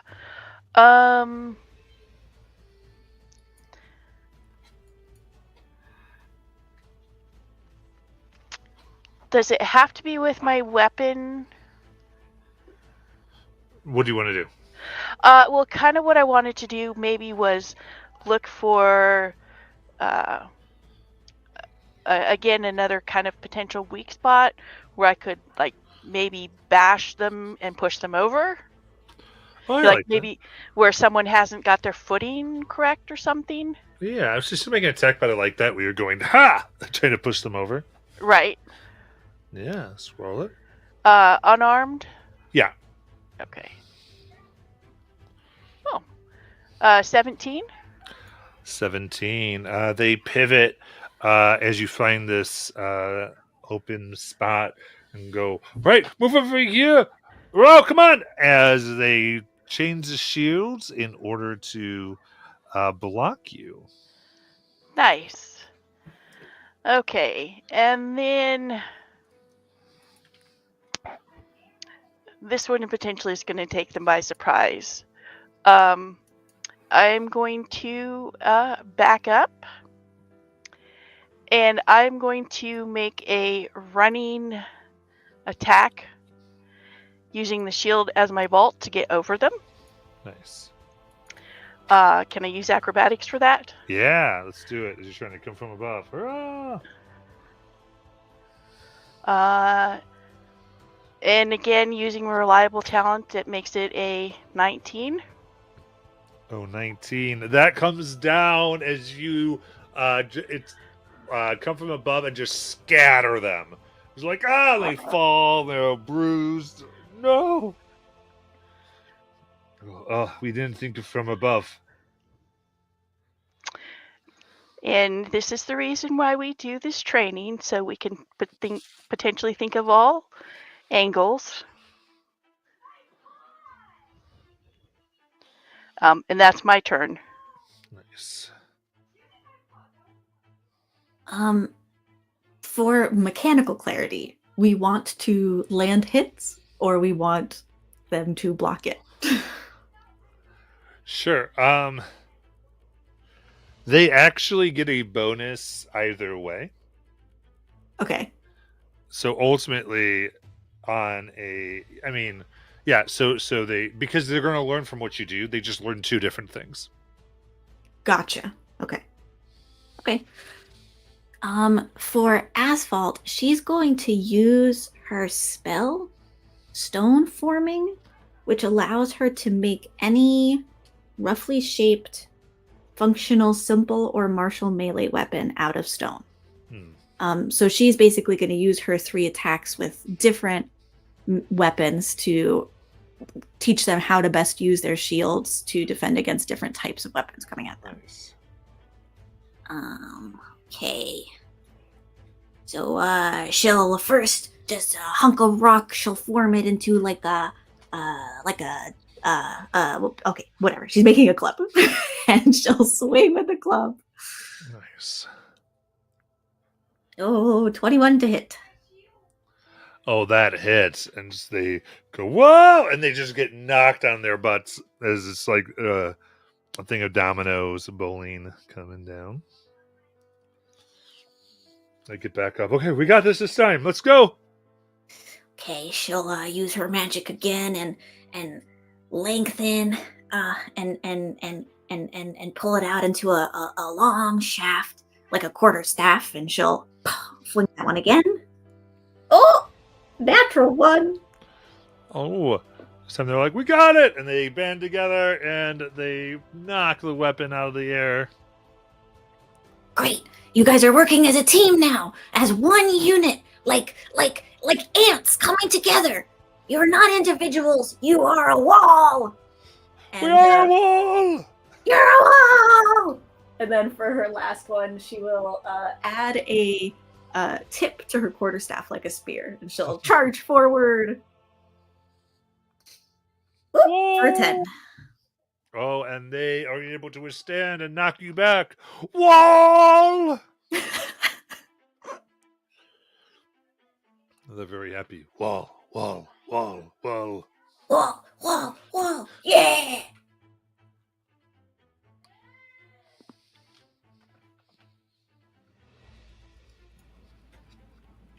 Who's next? I think in the way that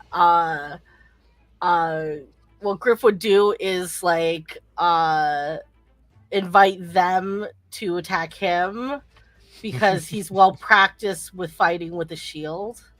Okay. Or even like the way like how when like with a shield wall after the defense, like to attack a person, like when you open up like the shield wall to like attack with like a spear or something. That's what I'm envisioning. Okay. So trying to show them techniques. Yeah. All right. They strike with a 15 to hit, That misses. a I 14, batted and a it dirty away. 20. The 20 hits though. Okay. They go, and they finally get in. Ooh, as they realize, they're like, look at his strength, and then looking at it and hitting, they realize, oh, this is how one. They kind of realize the weaknesses, and they go, okay, Griff should have held it like this.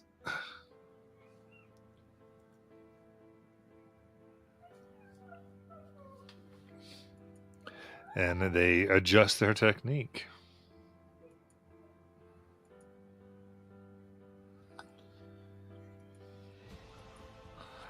And then Shira. So, you want to learn about the shield. First, you must know what the shield feels. And she will use her whip and strike herself with it and see if she can strike them to toughen them up.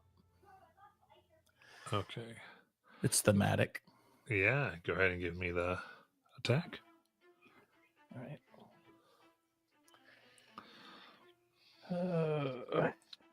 So is she attacking herself first? I guess so, sure. Okay.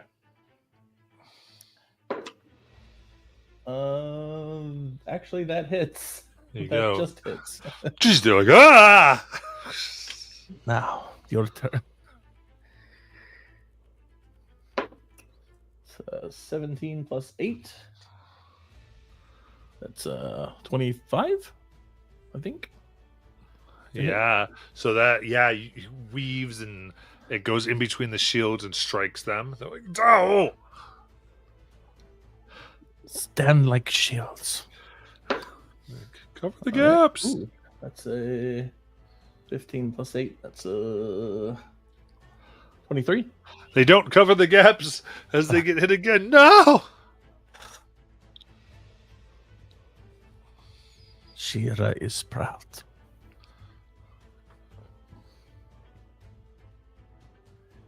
So the purpose of this training was to try to raise their HP or AC or something, or I don't know. Yeah, they seem much more trained to do what you need to do. Yeah, it's about the technique with their shield wall, basically. And so looking at them after the course of all this training, you can see that they've improved how to withstand the attacks in the shield wall a little bit. But mostly from the repeated beatings you gave them from everybody. They seem to be able to hold strong and not be toppled over when they do get hit. So it is when the shield wall is tested, it is not broken. So mechanically, they basically received a +4 to their AC, and then getting hit so much gave them +8 to their strength save. Well done, well done. Which is how you would withstand getting broken as a shield wall. Right? So, it's those things. I was saying it kind of is the two things. Because if you just did the AC, then someone could just do an athletics check and push them over. Yeah. Like, oh, you have your shield. Ha! No! You just didn't expect the push. That's the reason I did the push and the Exactly. jump. Yeah, the two things help improve the two things that make up a wall. All right. As with that, I go right now to hunt, and ultimately, they are brought to an area where there's been a pack of dire wolves, 5, not your wolves, that have been caged and slightly and agitated as the warriors come in and Renal leads them. As Renal says, let us, right? We'll use the techniques and we'll be better or die. And the wolves are released upon them. And they form, and the first round, the wolves are the wolves are running, and they all take their crossbows, and the arrows fly towards the wolves as the wolves are running at them. And you see the wolves yelping, and 2 are defeated and killed before they even get to them.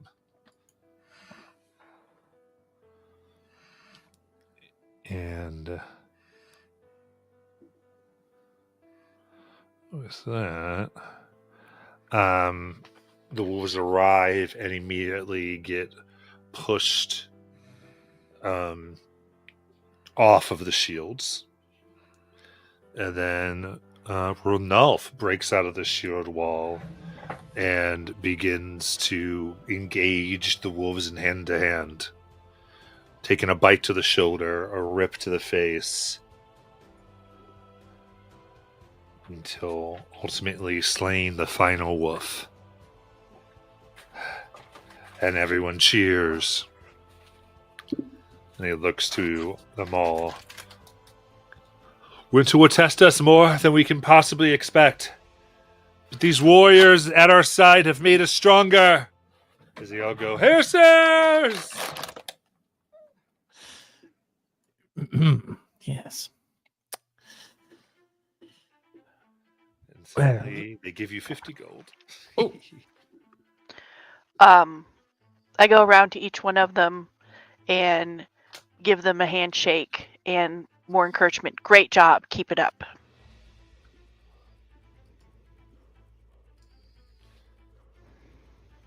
Just trying to add to their confidence that what they're doing is right.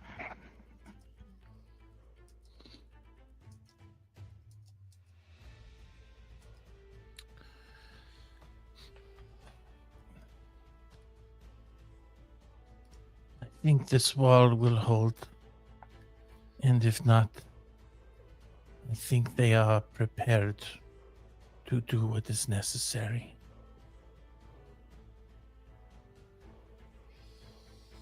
I am in agreement. Shall we look to improve our defenses now for the next few weeks?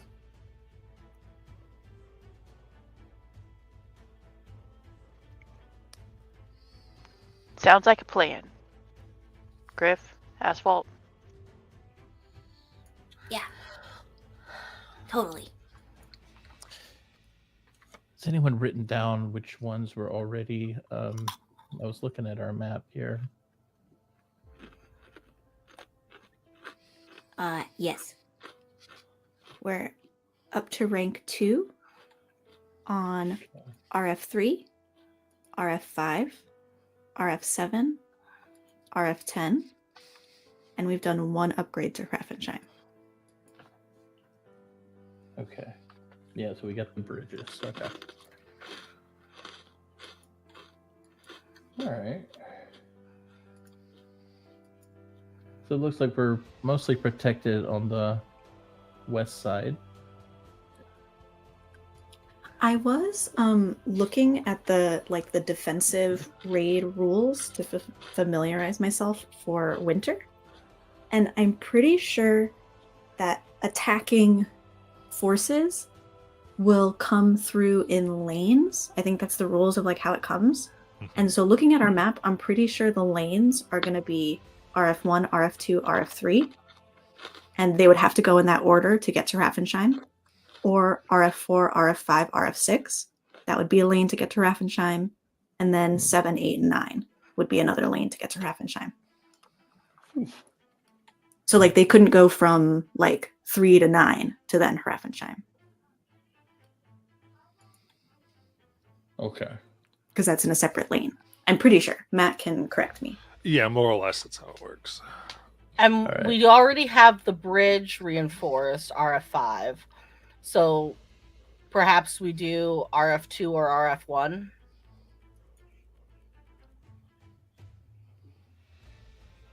Was 2 one of the ones we had done, or was it 5 that I'm thinking of? 5, I think you're thinking of. Or RF3. We've done that one as well. All right. I think that right now we have 1 upgrade in each lane. And if we have 3 upgrades to work with, I think we could upgrade each lane again. That is a good point.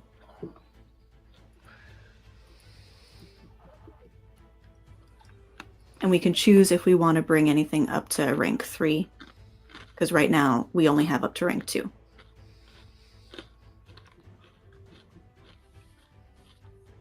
Okay. All right. So, okay. I'm going to go with Yeah. you. And incidentally, just for whatever it's worth, the rewards for you get that the things are better off are of course part of the reward in itself that you've upgraded them, but them getting fully upgraded is you get there's a little bonus for that. Okay. That makes sense.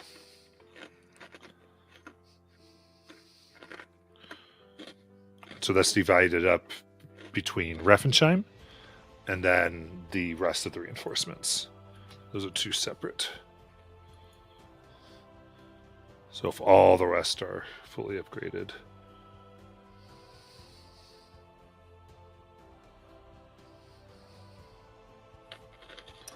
Well, Robin, you've done a lot of reading on it. Which do you suggest?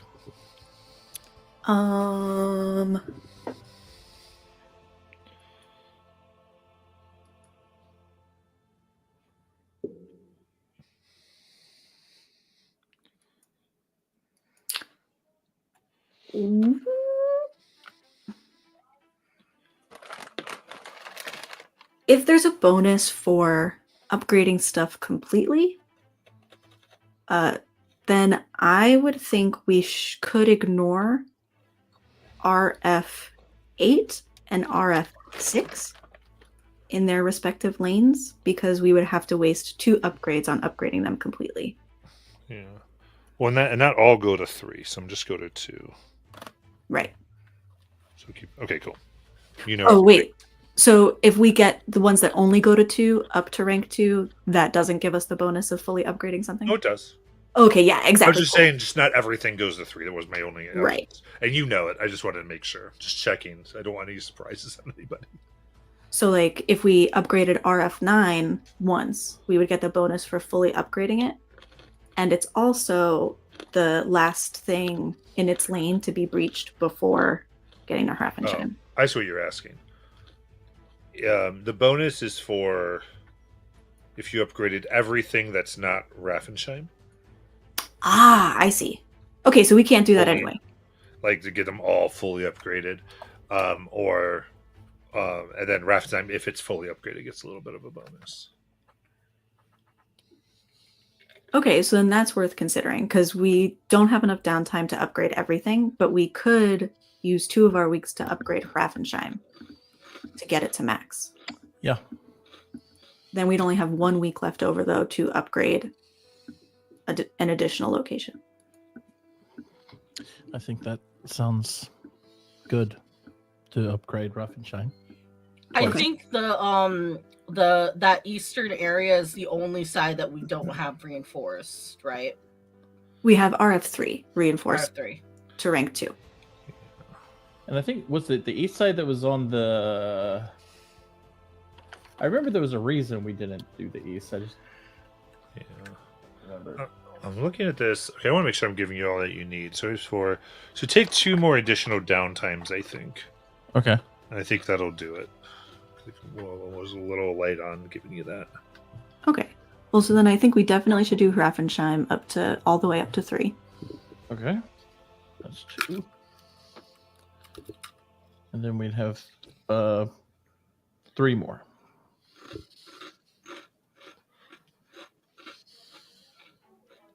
If we're good with that. And with those other 3, I assume we're wanting to try to plug in each of the 3 lanes to Hrafnsheim. That's Yeah. my feeling. Yeah, and which, by the way, if there's something you want to add, you are free to do that through the upgrades. Oh.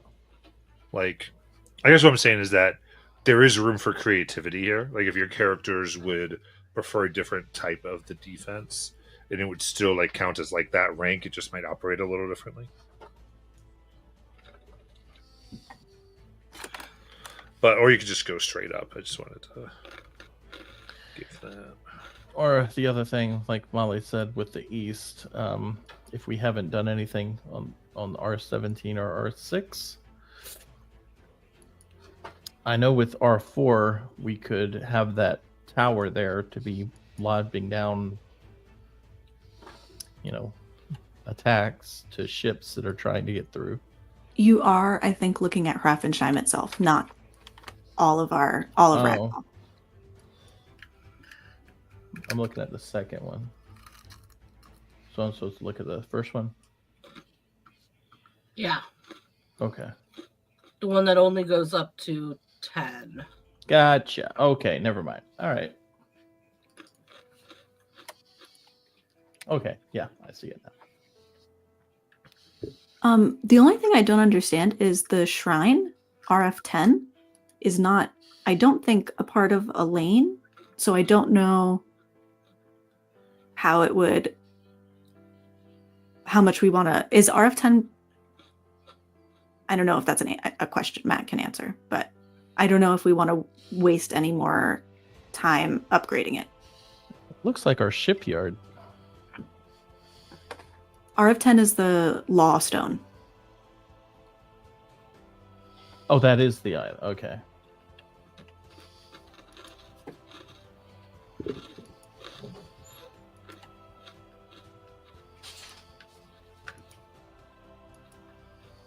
I think the idea for it was that if we needed to retreat to something, that's why we reinforced it.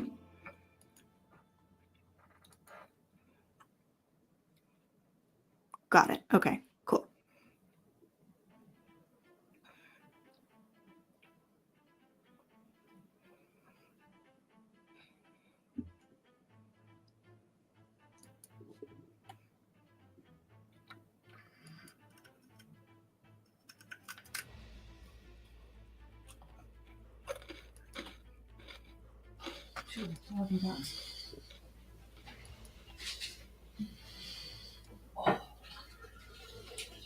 Okay, anything else?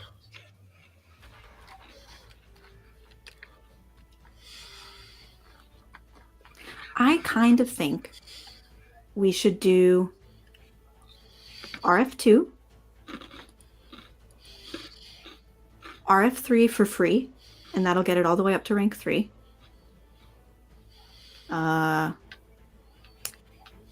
I'd say RF6.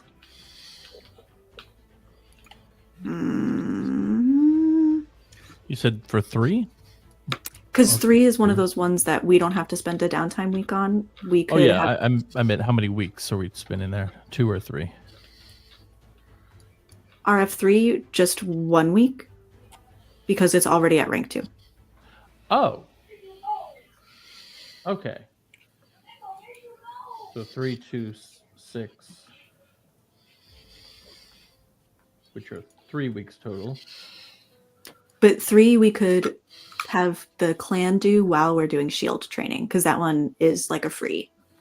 It doesn't take us a downtime week. Okay.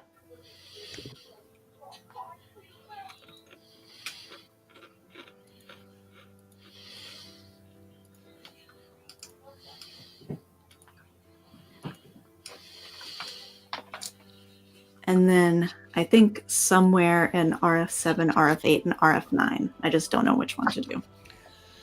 Well, 9's another bridge. 7 is off by itself. And 7 is already at rank 2 out of 3. I'd say RF9 then. Okay. What's 9 at? It's rank 1 out of 2. Okay. Okay, so we bring that up to 2. So that's 4 weeks, including the one that's free. And that's all we had, right? So we had 5. We originally had 3, and then there were 2 more thrown in, right? Correct. But then we spent 2 on Raffenstein. Okay. What 2 on which one? Raffenschein. Was that 3?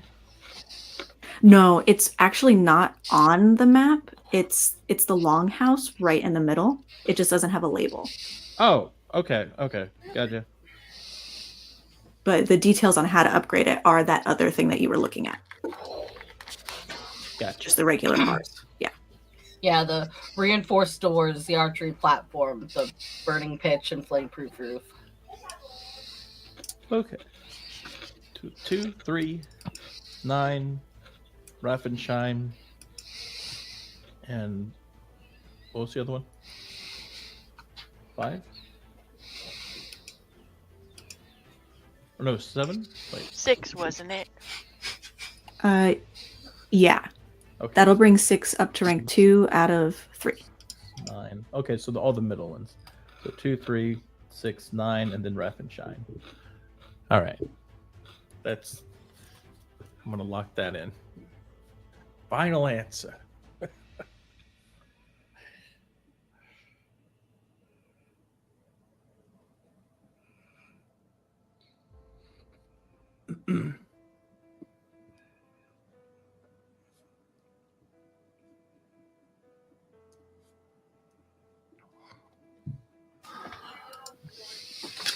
Okay. We've done it. Okay, so okay, I want to just because you're being very tactical. I wanted to clarify what the lanes are going to be. Yes, please.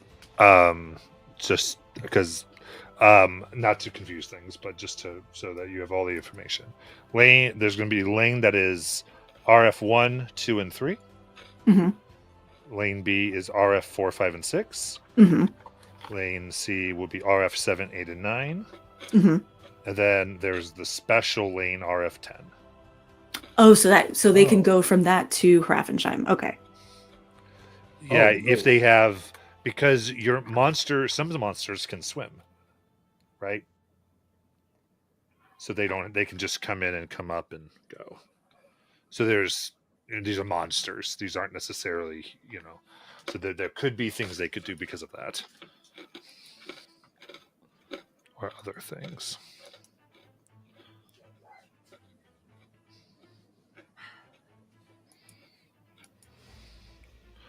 But you might have just picked the best way anyway. I just wanted to give you all your information. Yeah. In other words, it wasn't me critiquing. It was just me going on make sure you have this. No.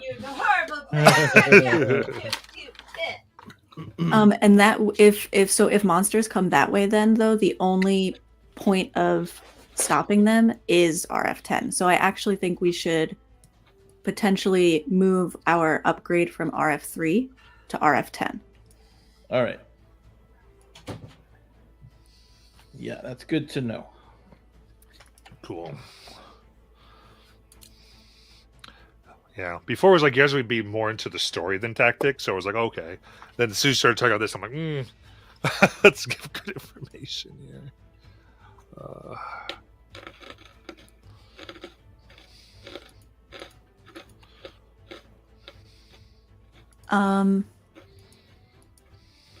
Okay. I will also just point out that in our lanes, so there's 1, 2, 3. That one has 2 fortifications at rank 2. Lane 7, 8, and 9 has 2 fortifications at rank 2.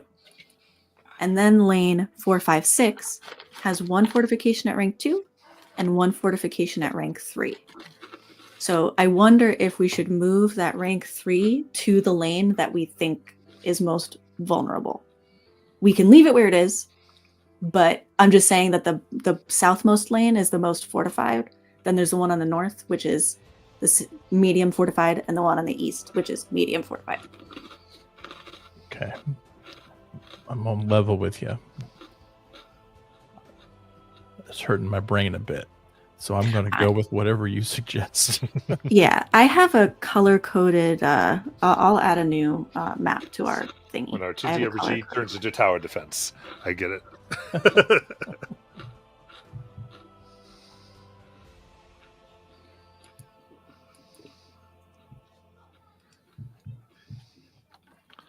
Very cool. Okay, I'm adding my color-coded map to... Cool. Hello? The handout? Yeah, I can put it there. Except where did I... Except I don't know where I just saved it to.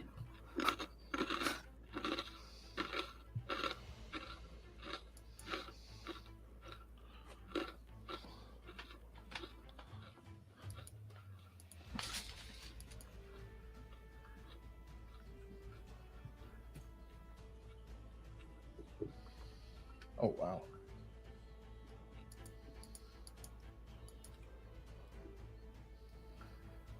Oh, okay. So it's got a 3, a 3, 2, 2.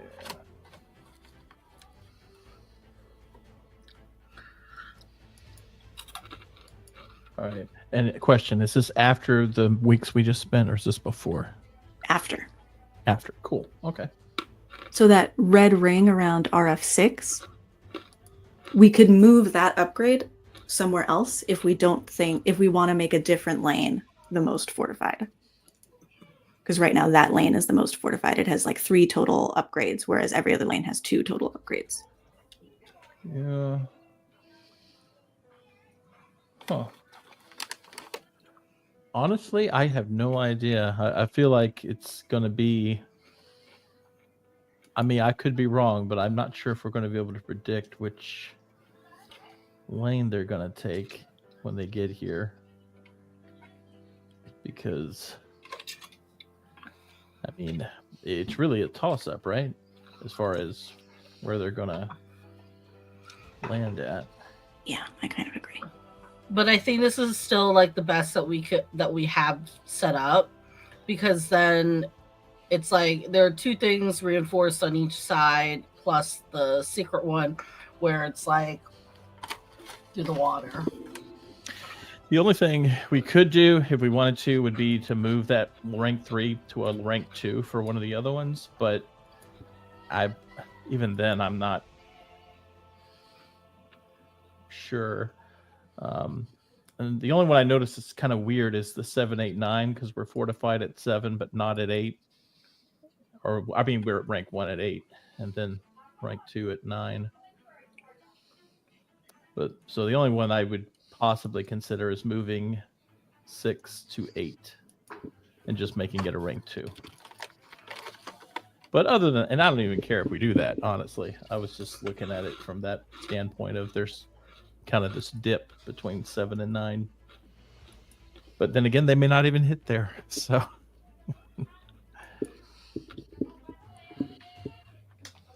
There'll be a few raids on the village, probably. yeah. All right. I feel good about making RF8 rank 2 and spreading out our eggs. And the only reason I mention that too is because if they end up taking 8, then they've taken 8 and 7, and we're going to have a harder time taking back those 2. I think. So yeah, I think if we move 6 to 8, that might work a little better. And then we only have 2 that are rank 1.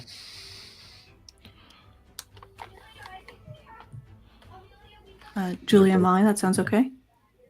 Yeah, that sounds good. Yeah, that sounds good. I will update the map. Nice. All right. Cool. We have made a choice. Yeah.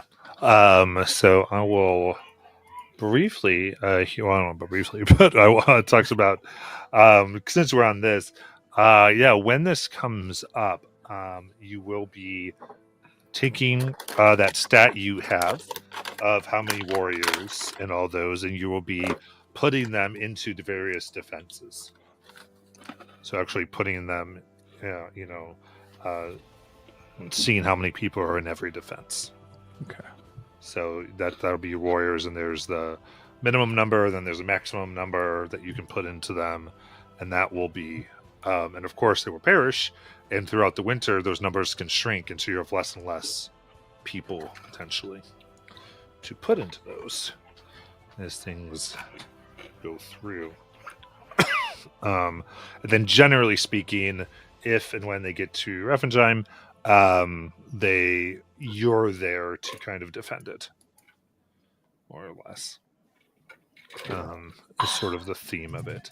And those upgrades do help significantly. I will tell you, since you've made the decision, when something starts, you basically get to do like a very powerful attack on a single enemy. And then there's like a constant every round attack that gets put on all the enemies that will be attacking you. In addition to some prep time. So that's very good. So there's some significant bonuses you earned from that. What was the others? So the big thing I'm trying to think, at least this is going to change depending who's here week by week, because we have a few absences coming up. but I would say I wonder what we think about this of having one person potentially make the first distribution plan each time there's a raid and kind of go, here's what I think, and that person can change per raid, and then everyone else can just kind of like make an edit suggestion if they want. If that would be a quicker way to do it when these things come. I think that sounds reasonable.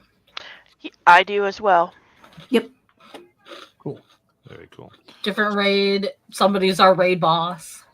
Yeah, and they kind of cool. Here's how we're distribute the troops, and then people can go, you know, and then there's let's move this to this, let's move to this, and it just sort of happens. But that way, there's not a discussion over every single zone necessarily, like 10 zones every single time, to help it move along a little bit, unless we really want that to be part of our deal. But and I think, what was it? In the other one, it was like important that I think everyone made those leadership decisions. But this, I think, just, you know, whoever wants to do it for that one is fine. Because somebody really doesn't want to do that, that's cool. And I think, and it's not going to be all of winter. It's just going to be a case like it is going to be in winter. So I'd say winter is not summer, but you're the defenders. I guess that's what it's not. It's just that being attacked is part of all the other things that you were doing. Does that make sense? Yeah. Mhm. Just to give some hope, because I know how much we liked raiding. So, some pieces of it. Okay. So, got your downtime spent. And so this is rough. So what? Robin, are you not here next week? I'm here next week. You are here next week. But you said you weren't. Yeah, wait, I'm not. Is that Easter? Yes, it is. Yes. Okay, then now I'm here.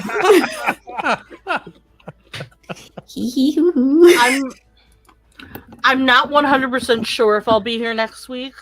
Crikey. I haven't been given the time of when we are going for our Easter thing.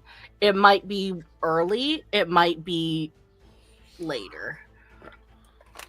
So, But but I will know probably like in the next coming days. So here's the thing. I think the rule has been that I've always done is if people are skipping for a holiday like this, typically we would not do the session.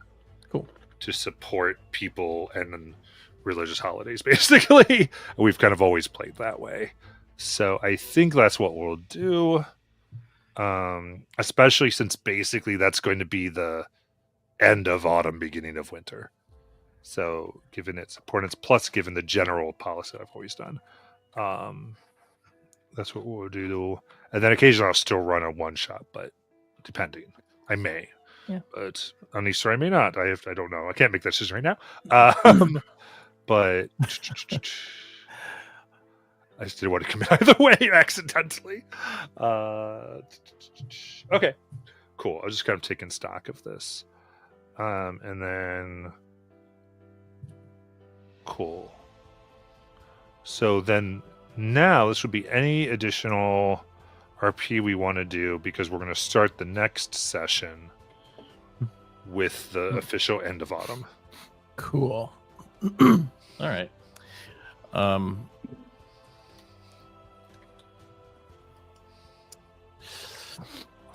If you want a scene, Raffensheim, because you fully upgrade, Raffen, because you fully upgraded Raffensheim, will like host a small feast. Oh. It's not meager, but it is subdued because we're saving for winter. So it is this thing. It's not like, because everyone else is like starting to really ration because resources have gone down. So it's there, or you can eat your full, but it's not like the waste of early autumn. Okay. Yeah. I think Shira will go to this event, but she's not going to eat very much. She's going to purposefully eat very little. But then anything y'all want to do there?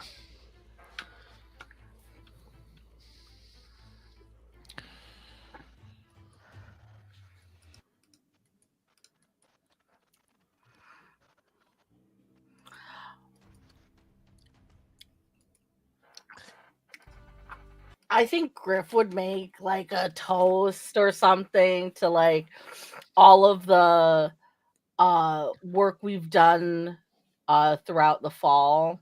Like everybody, the clan as a whole, like um we've bolstered our defenses.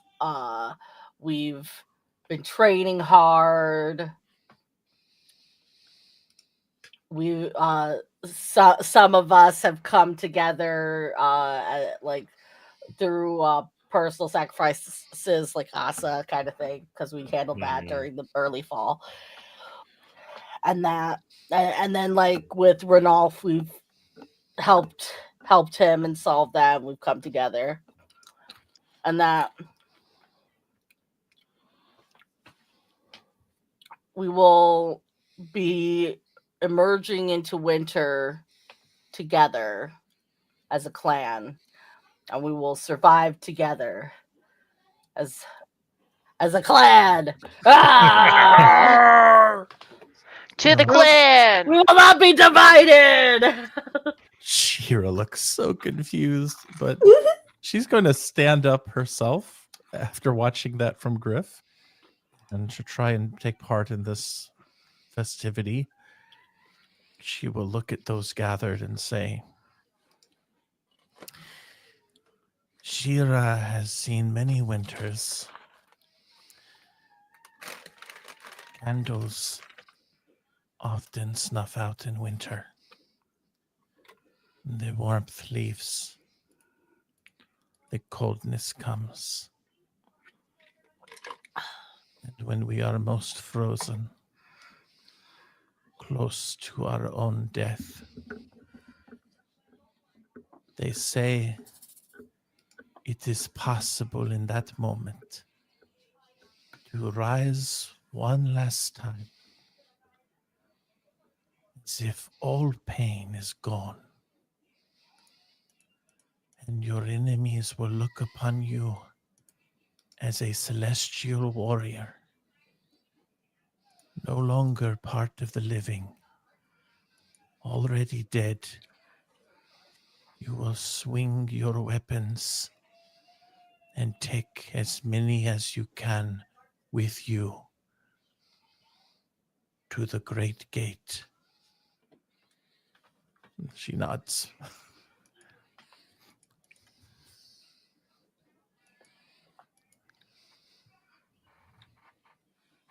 Shira has nothing left to say.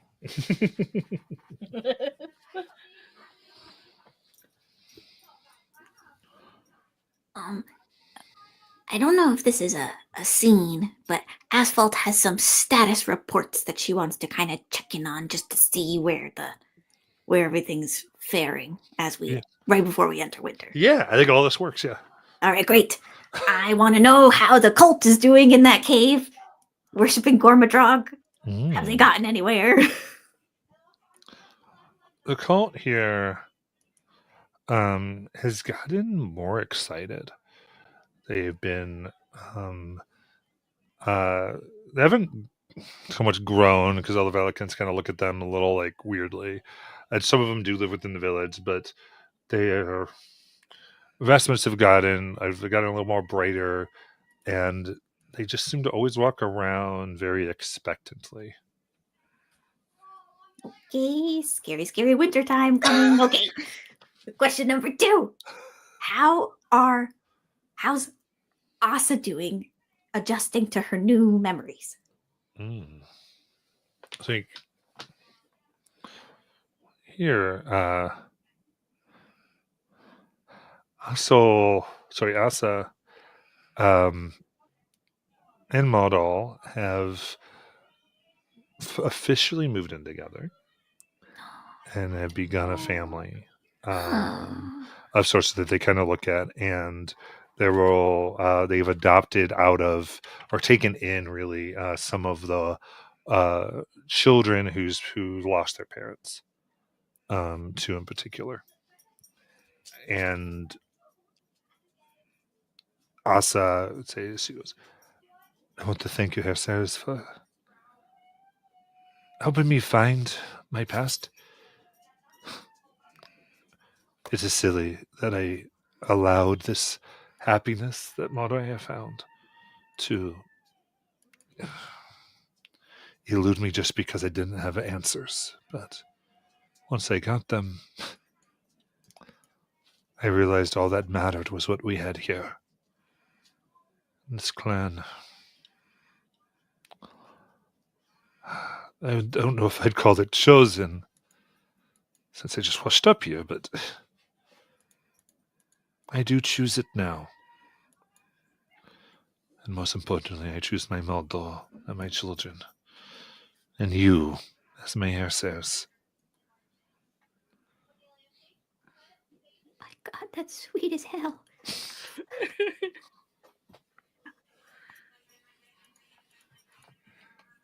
Asa, everything you just said is so wonderful. And I guess I wanted to say that I'm glad you're not living in the past or, in the unknown anymore. I mean, life here is so delicate. You never know how much time you'll even get. And I'm glad you feel able to be present now. What happened before doesn't matter. Indeed. She smiles. A thing she rarely does in public, and with that you can see all her 7 rows of needle teeth. Really bright. Indeed. Okay, glad you're happy. Enjoy the festivities. I love Lunashi. I have more questions. Question number 3. How's Ulfigr doing now that he's not in exile anymore? Oh, yeah. I'll figure throughout the time here, you see that he's begun to walk back on fully 2 legs. The tail has largely gone. His transformation somewhat reversed, though he does have splotches of red, and his I think by Bjorg, the weregold was paid, and thus he has been welcomed back fully. His debt taken care of, and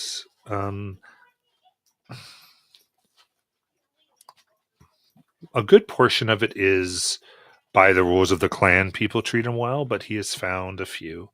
Gondel is one that readily welcomed them. Of course, Asa. And through that, Mardal and Mildred Quickshot.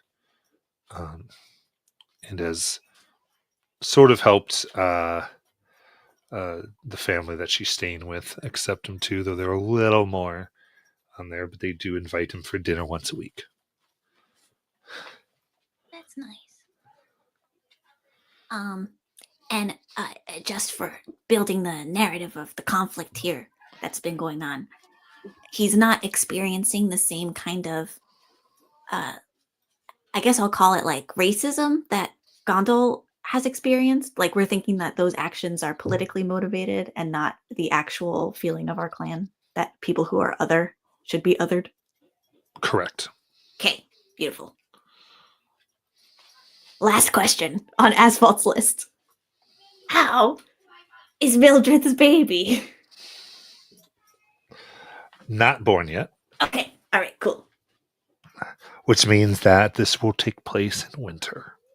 Scary, okay. Mm-hmm. So I think there is that. It's not like there's that legitimate concern from everyone in Reichval of children being born in winter. One, it takes one of your best warriors away, potentially. And then just resources being thin, and then trying to help a child survive that. And many are worried for that.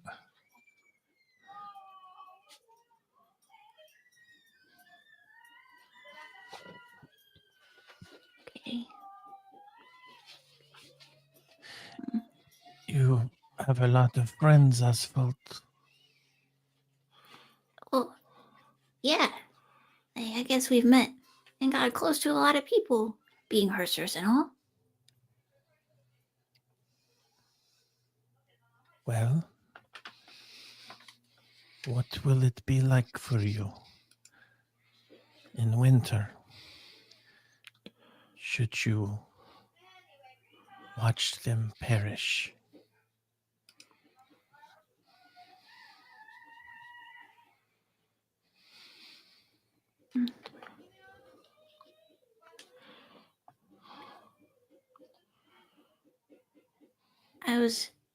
Am in a lot of pain since losing Tiny.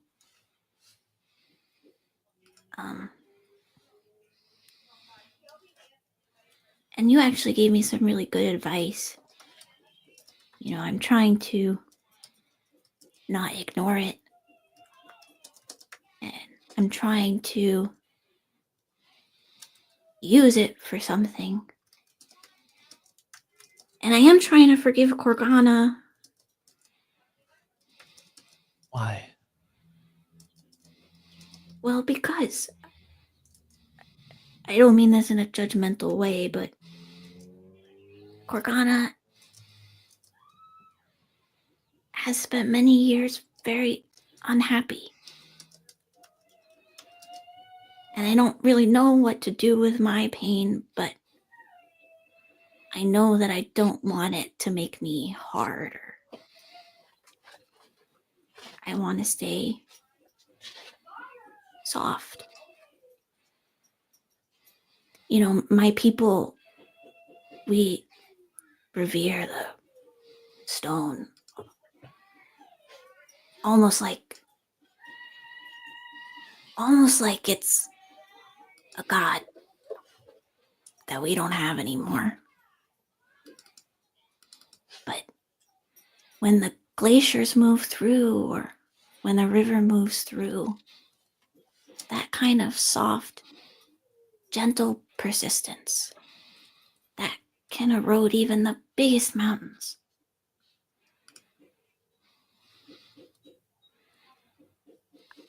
I want to be like that. I want my pain to keep me soft. Is it not the soft parts that weathers away?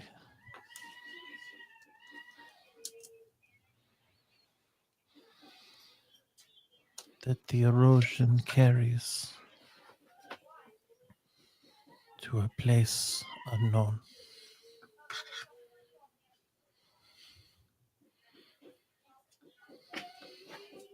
Maybe that is a little bit how I feel. Like maybe after winter I'll be someone unknown. We are all unknown, Asphalt. After we die, there are those who remember us. You mentioned you lost a friend, and you will remember them. But after you are gone, no one will remember them, just like they do not remember us.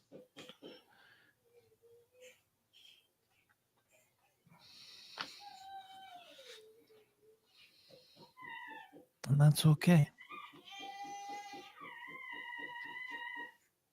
My worry for you is that you will release too much of that which burdens you. And we are going into war.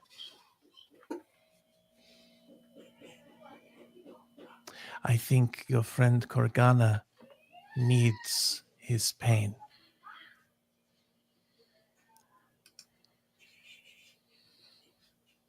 Perhaps the worst thing to do for him is to forgive.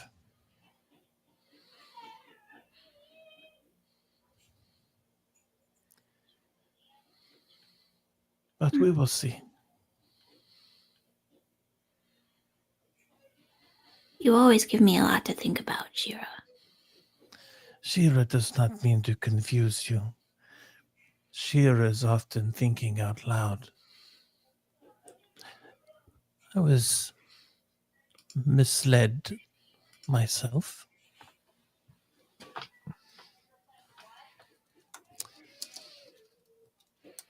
And I took a vow. As many of the monks, we take vows. We take the vow of silence, the vow of blindness, the vow to not touch, and the vow to not hear. And in that isolation, we are left with only the inner thoughts. And we must quiet them sometimes to find the source of our flame.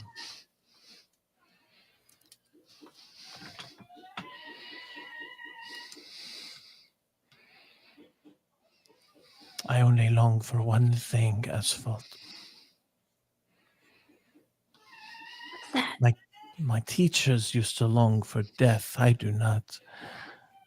Shira longs. She believes that she might be. She looks around as if embarrassed to admit this. She believes she might be the dying light.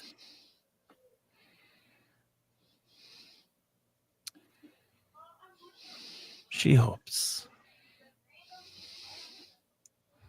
Wait, do I know what that is? What is that? I don't know if you know what that is. Matt, do I know what that is? The Dying Light? I don't think you would.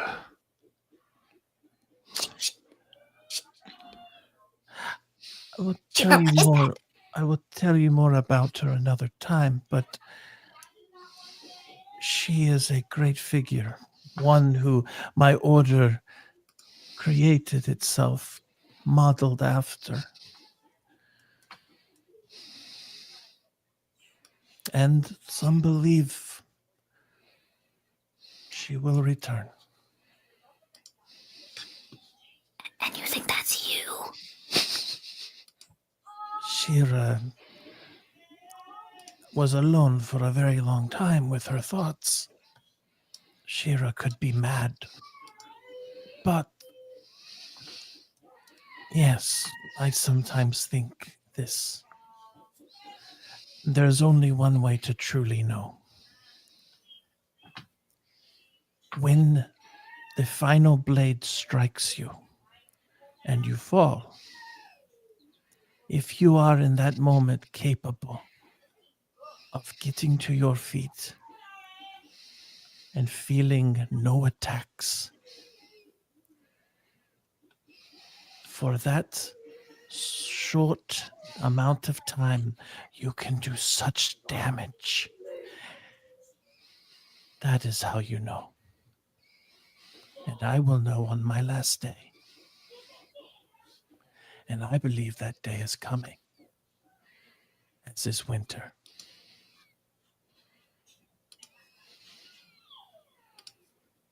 What do you do between now and then? Relish in your pain. Never forget it. Deprive yourself of all that you love.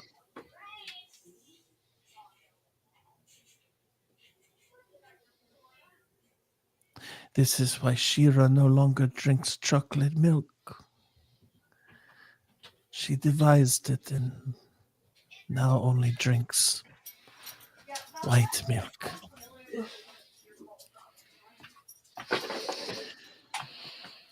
okay. I see.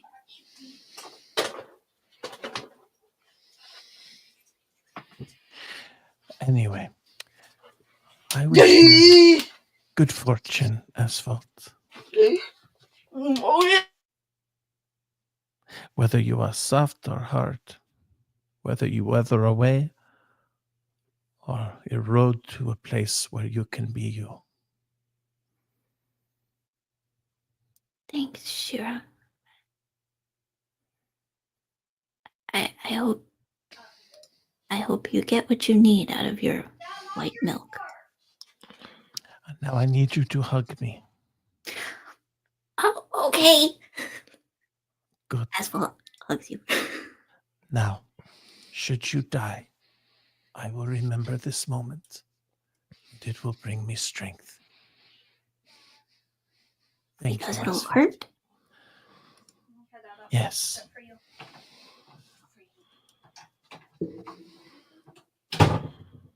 I will think of memories of you when you are gone too.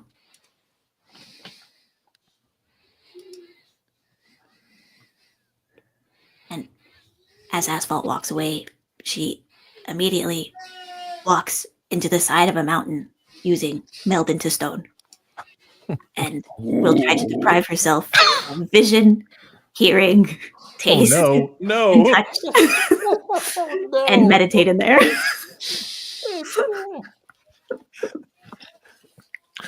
Amazing.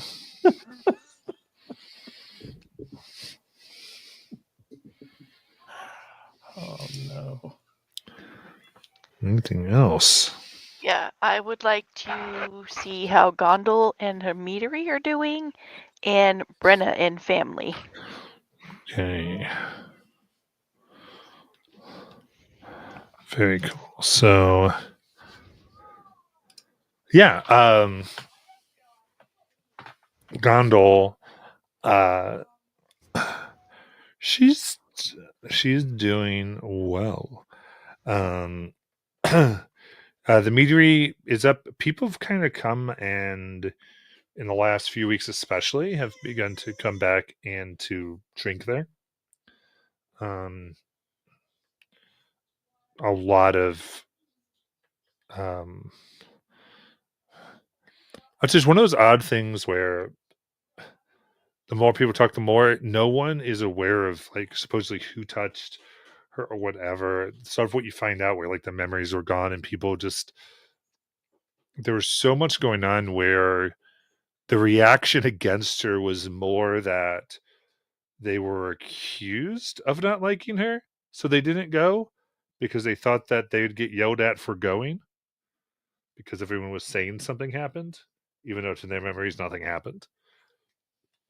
And with all your efforts in the last weeks here of autumn, that is things are nearly the same, and though meat is being rationed a bit more, we can really have only like one or two drinks except on the celebrations, is as much as being made to transform into medicine for winter. People are still good, and she is stocking up. Then who said the other one was? Brenna and family. Yeah, Brenna family. Braggy.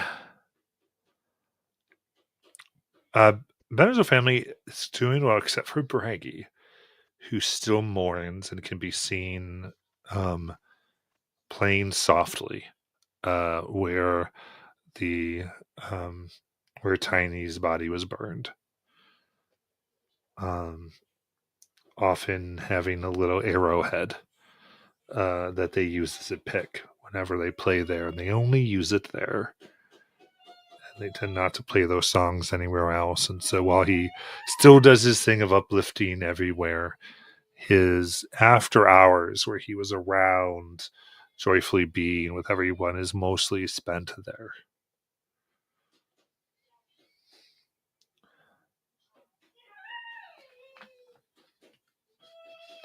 Sorry, I'm laughing at comments.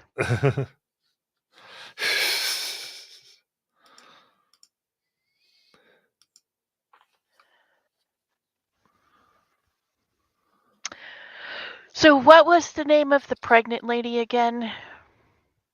Mildreth Quickshot. Mildred.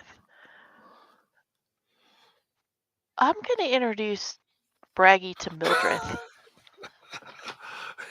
Here we go.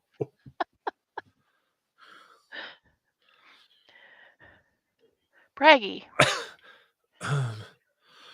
Brave Bjorg. how are you? I got about the crave. Got to wipe the tear. I am fine.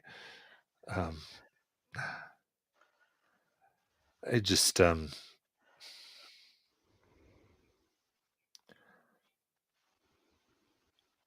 then kind of levels with you for a moment. The ways of the bard are open, but one tends to keep a heart closed. Hist had encouraged me to open it, and it was tore out and burned. But other than that, I'm doing fine. Oh, I'm sorry to hear that, you know, because sometimes that's a way of a warrior, too. Looks at that. A warrior. Even a bard. And starts to think of the poeticness. Of He course. starts to smile despite himself. So you could think of yourself as a warrior, but also keep this in mind that wouldn't the person you care about who has passed on want you to continue to be happy?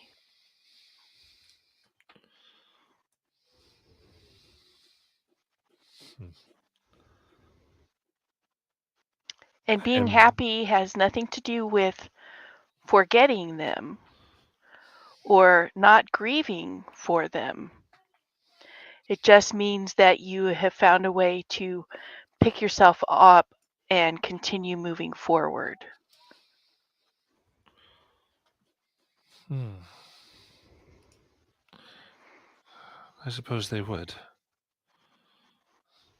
She was such a noble heart. It almost starts to go back into, but then kind of comes out and goes, no, of course. Have you met Mildred? Mildred. I mean, I know of her. She is of strong bow and gentle heart. She is. She could use someone to help uplift her as well. I mean, they both were so good with a bow. That wouldn't it be weird? No? No. Everybody needs a friend. Oh, a friend, of course. I mean, clearly she has ulterior motives, but she's not going to outright Yeah. give him that idea.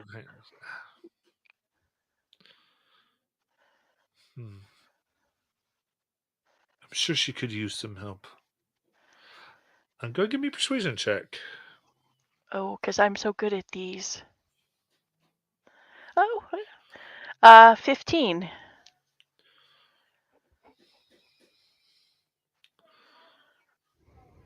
15 goes.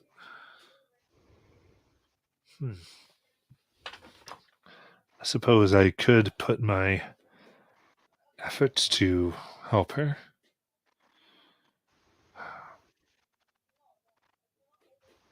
Much better spent than hanging around here.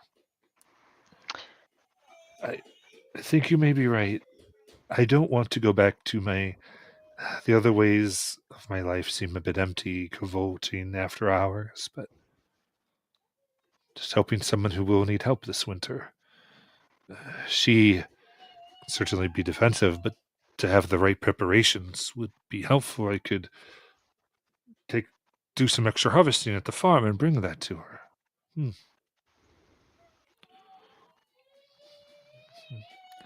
Just to play. And just be a friend to her. Listen if she needs someone to listen.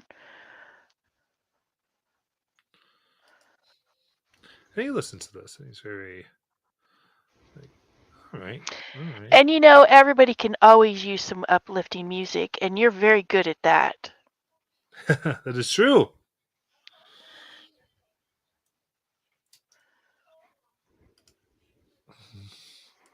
That I am good at uplifting. I can. Oh.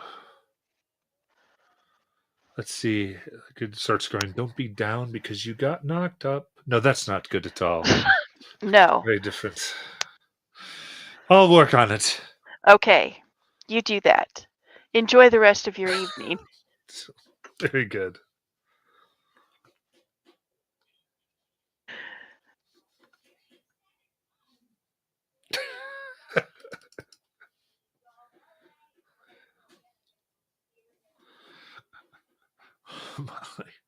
All right. Anything else?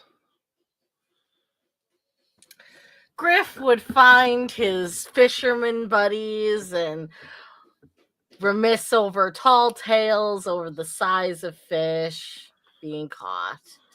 Just like in the old days when things weren't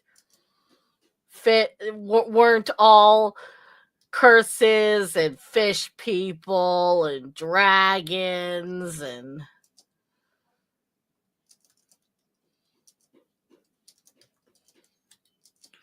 just reminiscing When things were on normal. old times. I love it.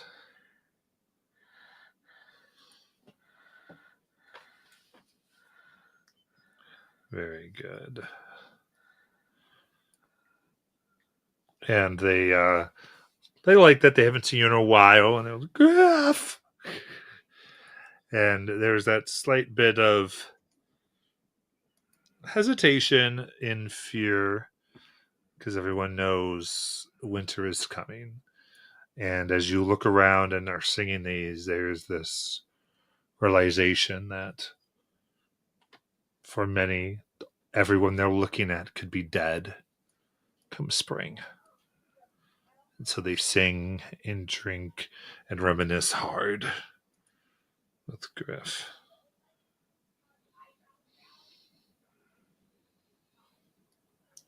And then anything else?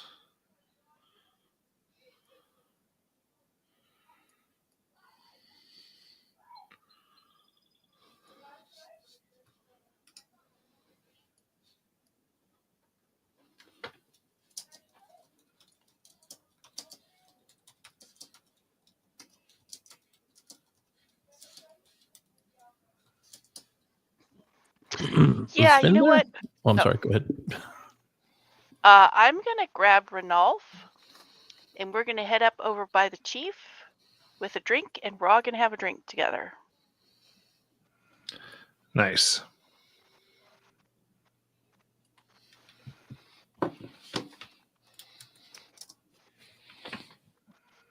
I set a drink down in front of the chief, and I hold up mine.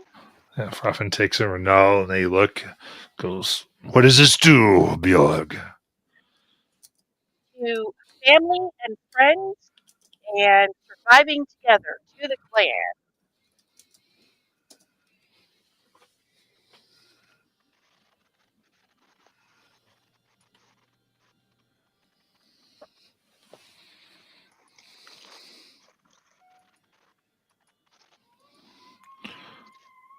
And they say, And Raffin adds, To truth and clansmanship. And Renal goes, Indeed, to understanding and honest care, as he looks at Bjorg. And they all, ching! Ching. And drink. Is Sven at this event? Yeah, where the chief is, Sven is there.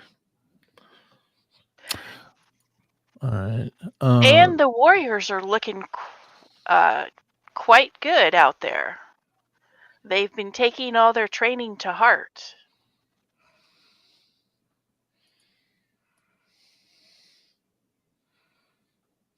So, to you, Ranulph, for being a good mentor. Renal goes, Indeed. Well, thank you. I am proud of what I was given. And the chances I got, thank you. And all the Herseth. Shira, did you want to do something with Sven? I'll bring him a drink. He takes it, goes,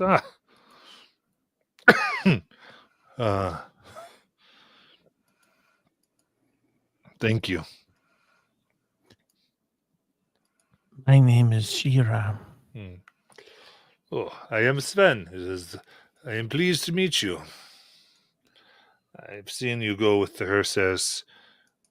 Seems you have brought them a steadied heart. Well, I have been working with them, yes. And you are the bodyguard of the chief? One of them. But yes, I keep Raffen safe, just in case. Of course. Are you prepared to do what is necessary to protect Chief? Of course. And they come to him, they will feel my blade in their ribs.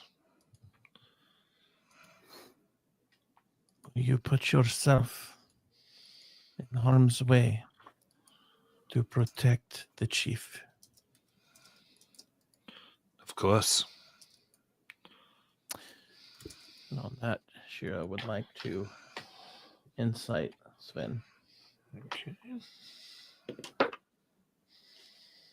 for a dirty 20. He looks deeply into your eyes, and you sense no deception and no hint of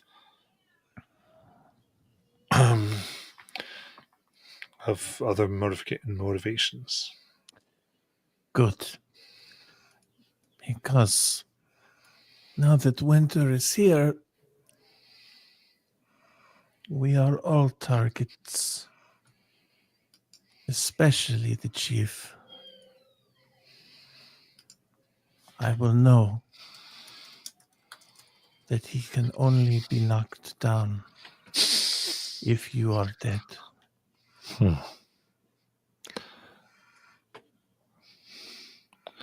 That is true.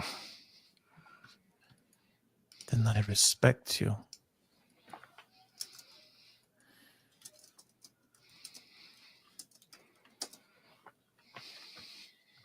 They nod. They kind Of course, Shira doesn't drink, but she's just kind of she just nods. And that's all she really wanted to say to him. very cool.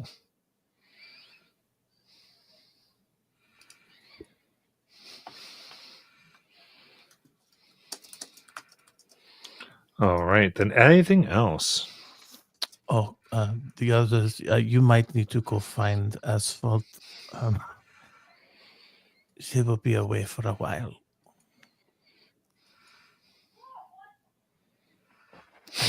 She took my thoughts and interpreted things that I did not mean.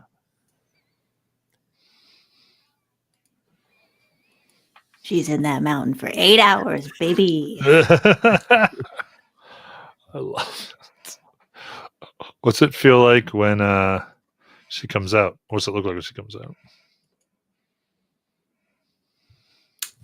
Oh, Jesus.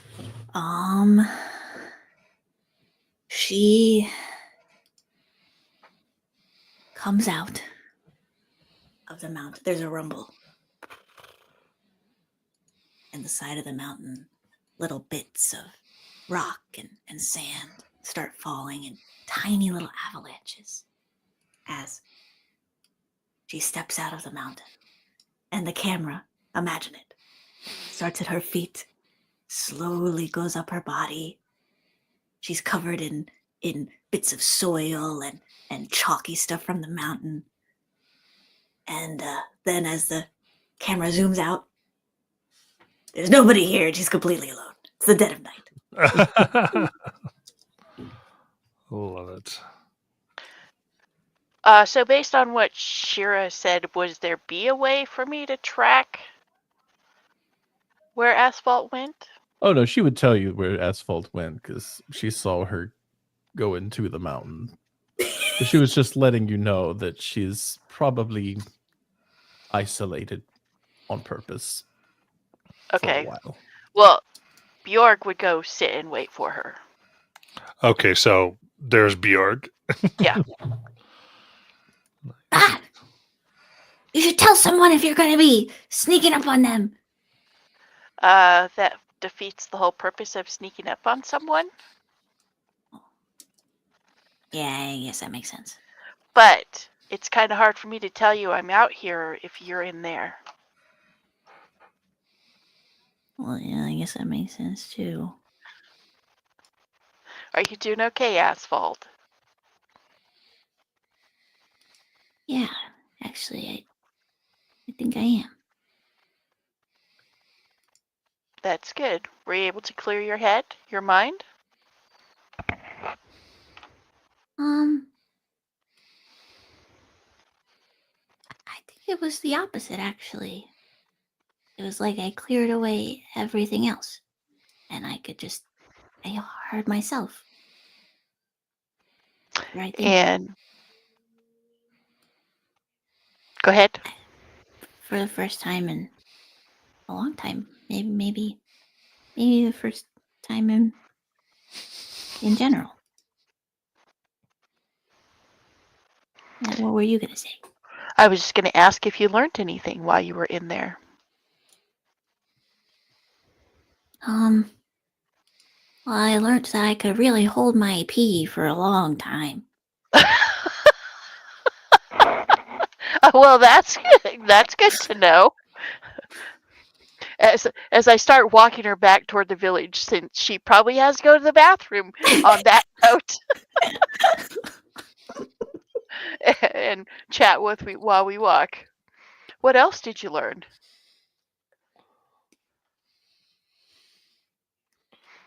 I learned I love you very much, Bjork. Oh, well, I love you too. But did you learn anything else about yourself?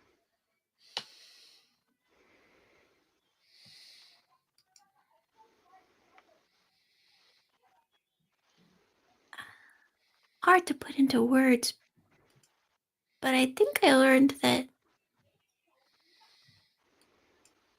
it feels like that's the only important thing at the end of the day. You know? Are those that you love? Love itself. Love the concept. To love people is to be both soft and hard. Yes, you And can be both. I hope I love things for as long as I can. I'm sure that you will. Mm.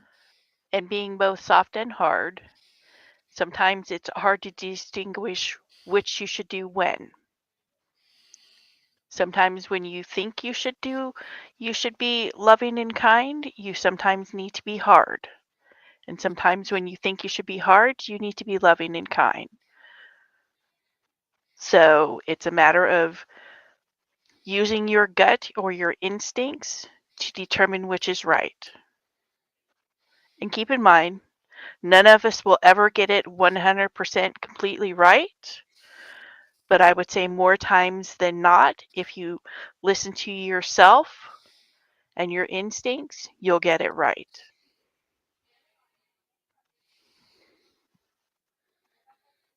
I think you get it right a lot of the time. I really Well, look up to you, Bjork. well, I try to get it right, but I'm sure there are times when I get it wrong, and I know that sometimes I get frustrated and I sometimes let my emotions get the best of me, but I try not to. I'm still a work in progress. And I look up to you because you never give up. I find that a very good quality to have as a person. Thanks. And that you're willing to find out the truth before you make a decision, or the truth as people know it. Yeah.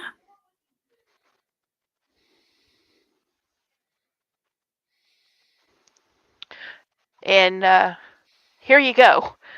I've led her to a restroom of a water closet. Outhouse of the Longhouse. Yep. Thanks for walking me back, Bjork. Back. Thanks for walking me back, Bjork. Is this the Alaska version? My pleasure. You know, I'm always around to listen if you need me. I'll remember that. Okay. Okay, I'd like to do this part privately, though. Yeah, I'm gonna go find some breakfast. I'll be in the longhouse if you want to join me. Okay. And the last thing Asphalt does after she comes out of this mountain and after she pees in the wherever, she would go find Griff and just spend whatever part of the morning Griff is doing, just sort of, she'll snuggle on up and just lean on his shoulder. Griff is incredibly hungover. There, buddy. You just drink some, we'll get you some water. I don't think I can drink anything else. Okay. Well, all right. You puke a few times, we'll give you some water, and then you'll be okay.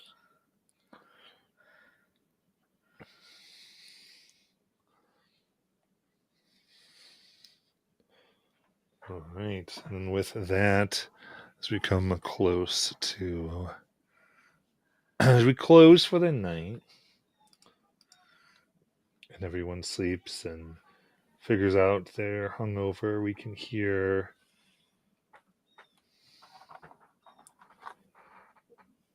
the slow dripping, a slow dripping sound over and over, and a little bit of sharpening of blades that go through the dead of night of Ragval Village. We will end there for tonight.